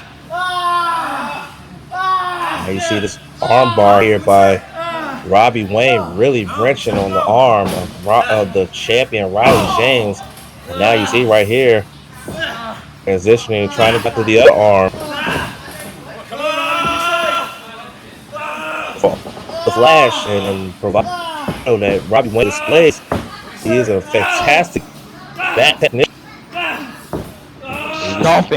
Stomping the head in while having this submission locked in, and Riley he's trying to maneuver his way out of this, see if he can get some type of leverage, and Robbie still throwing those kicks. I say Robbie being 90 pounds lighter than Riley has a little bit more speed. Oh, good gracious! That's all it takes. This is one shot from a man bigger than you are, and down you go, and your momentum goes out the window. Goes right out the window, and just as looks like Robbie Wayne's chances of winning this championship match is out the window with that strike. You gotta wonder, Mark, if Robbie Wayne loses, what's next for him? He has his shot. He's got his shot. So what happens next? That's it, right? He goes to the back of the line. It's a good question there, IP. Oh, nice. That's a big time knee. And he's got him prone in the sitting position. He may be going for it. Let's listen. Yes, Dragon Gate. No. He tried to go for the Dragon Gate, but Riley was prepared for it. Maybe it was the random yelling. Oh, look at this. Cannonball! That was absolutely ignorant and petty by the AUW champion. A cannonball with Robbie not even looking to see it coming. And this could be it for the challenger. But Riley is not done. He's going to go up to the high rent district. Oh no, big fellow! And Robbie trying to stop him. Hey, big man on the top rope is a dangerous thing. Oh, knees right into the abdomen of Riley James. Oh. Big time knee takes down Riley James, and Riley James is now sitting in the corner. But Robbie is so damaged, and he's just staring at Robbie Wayne. He knows he cannot get involved. He's pulling the hair. We should be counting. That should be a disqualification. Riley should Yes, you do. He was counting, and Robbie Wayne, in typical fashion, tells the referee he has till 5. That's not right. See, Riley James was an upstanding man this whole matchup. Robbie did not have to do that. See, no, absolutely. I don't agree with it. Don't agree with it. I can understand that, IP. I mean, but at the same time, as we talked about Noah versus Azrael, you got to do what you got to do in order to try to win the championship. See, Azrael and Noah was a different story. That was live murder. You guys show live murder here, and I like it. That was a live murder. This is wait. Look at WCW. You see Logan threw in the belt. Logan threw in the championship belt while WCW hasn't distracted. What? Riley doesn't want to do it that way. Super kick! He got him. No. Oh, he's up. There it is. Blood Eagle. There's the cover. We have a new champion. Oh. No. Good gracious, I almost lost my headset here. That was not 3, ladies and gentlemen. That was a 2 count. This match continues. Robbie Wayne nailed him flush with the Blood Eagle, but it only netted a 2 count, even with Logan's potential interference. And here it comes. Here it is. Dragon Gate. Oh, you gotta wonder the assist by Logan done more damage than good for Riley, because he almost lost the title there. About to find out. Another one. For it again. Oh, look at the light into the corner. That's it. And he retains, ladies and gentlemen. Wait, he's not done. And one more time, look into the light. One more time for good measure, ladies and gentlemen. You can call it a night. Thank you for watching. And here's the cover. 1, 2. And that is it. Riley James has retained the AUW Championship. I told it, ladies and gentlemen. And still, your reigning and defending AUW champion, Riley James. And there comes Dauntless. Here comes Dauntless indeed. To celebrate another triumph. They keep their other championship, and here's WCW in the ring as well. Riley James was able to fend off the challenge of Robbie Wayne to keep the AUW championship. No one can stop this band of brothers right here. You might not agree with their tactics, ladies and gentlemen, but you gotta agree that these four men right here are the measuring stick in AUW. And Roland Havoc had to count the pinfall. Wait. Cut off my music when I tell you to! Uh-oh. Let's sit back and listen to this. I told you not to come out here! What do you mean? Look at what's standing against you! Look at him! Look at him! What was the mission statement when we started this? We don't play by their rules. We play by our own. He's right. You have to go against one of us, you go against all of us.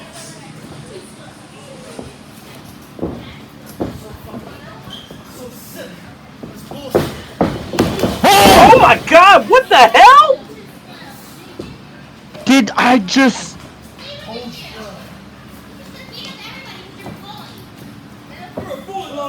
Logan just laid out Riley James. Huh? Don't need your brother anymore. What the hell are you doing? Don't need your brother anymore. Back up. Back up. Ladies and gentlemen, I think we are witnessing the destruction of Dauntless. Wait a minute. No way. No way. No. You can't be serious here. Logan. What is he doing? He just hit Riley James with looking to the light. What the hell are you doing? And Azrael is trying to intervene. And Roland Havoc is...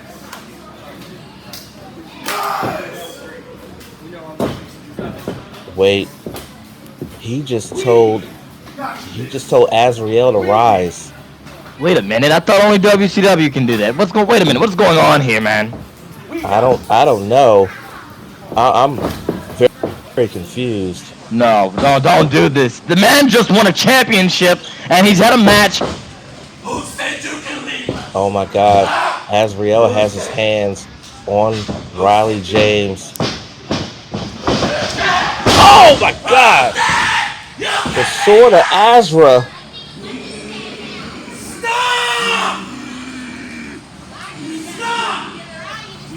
I don't even know what I'm witnessing. WCW's trying to... WCW is Monster! Back up. trying to get some order here. You got this because of us. You got this because of us. Wait, what? He's trying to get some order. I sentence one Riley James to die. What's happening? No, no. You're learning, Elbow. Oh. Ladies and gentlemen, what we are witnessing right now is something neither one of us could have expected it.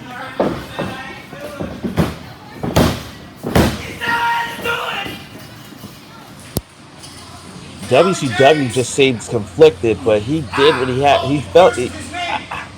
I'm so confused on what's going on here now. Now Azrael is just coiled in the corner. Riley James just retained the AUW Championship, and now his own brothers are attacking him.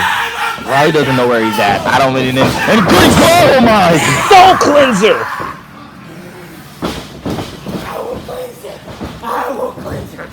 If I can quote Logan and what he just said, he said the king sentenced him to death, and I think we've just seen the death of Riley James, ladies and gentlemen. Maybe you've seen the death of Dauntless, and Havoc's just as confused as we are here at the commentators booth. And so is Robbie Wayne. And is this how we go off the air? This can't be how we end. Well, okay, Havoc's going in there. We get some order and.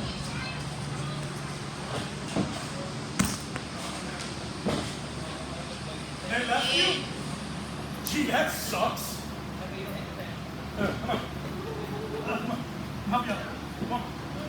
What is he doing? We have a boy. Oh, he's helping out his one of his employee. He's being a good boss. That's actually kind of nice of him. He's trying to help him out here. He just got attacked by his brother. Wait! Come on! Wait a minute! The verdict! I owe you something that was negotiated. Proceed. What? Oh my God! Robbie is cashing in his guaranteed title match, the Blood Eagle. We got another match. And Robbie, what the hell? That shiesty warhound mother sucker! He just screwed Riley James, and we have a new AUW champion. You have got to be kidding me! Robbie Wayne is the champion. What in the world? AUW champions! I cannot believe what I have just witnessed. Our COO has just has just given the championship to Robbie Wayne. Douglas is just watching. I cannot believe what has just happened here. What are we witnessing? Wait. Now Robbie Wayne's just won his first top championship ever, but Roland Havoc looks like he's not done. You know, this was great, but I have to make an example out of you. So people around this federation know that this Fed is a real deal and stop fucking with the CO. Riley James! You're fired, bro. Oh my God! Did he just look? Roland Havoc just fired his first AUW champion. He did, and ladies and gentlemen, if you want to see the fallout of all this, like you've seen, subscribe to us. And ladies and gentlemen, this is Trial by Fire. I'm IP Freely. Wow.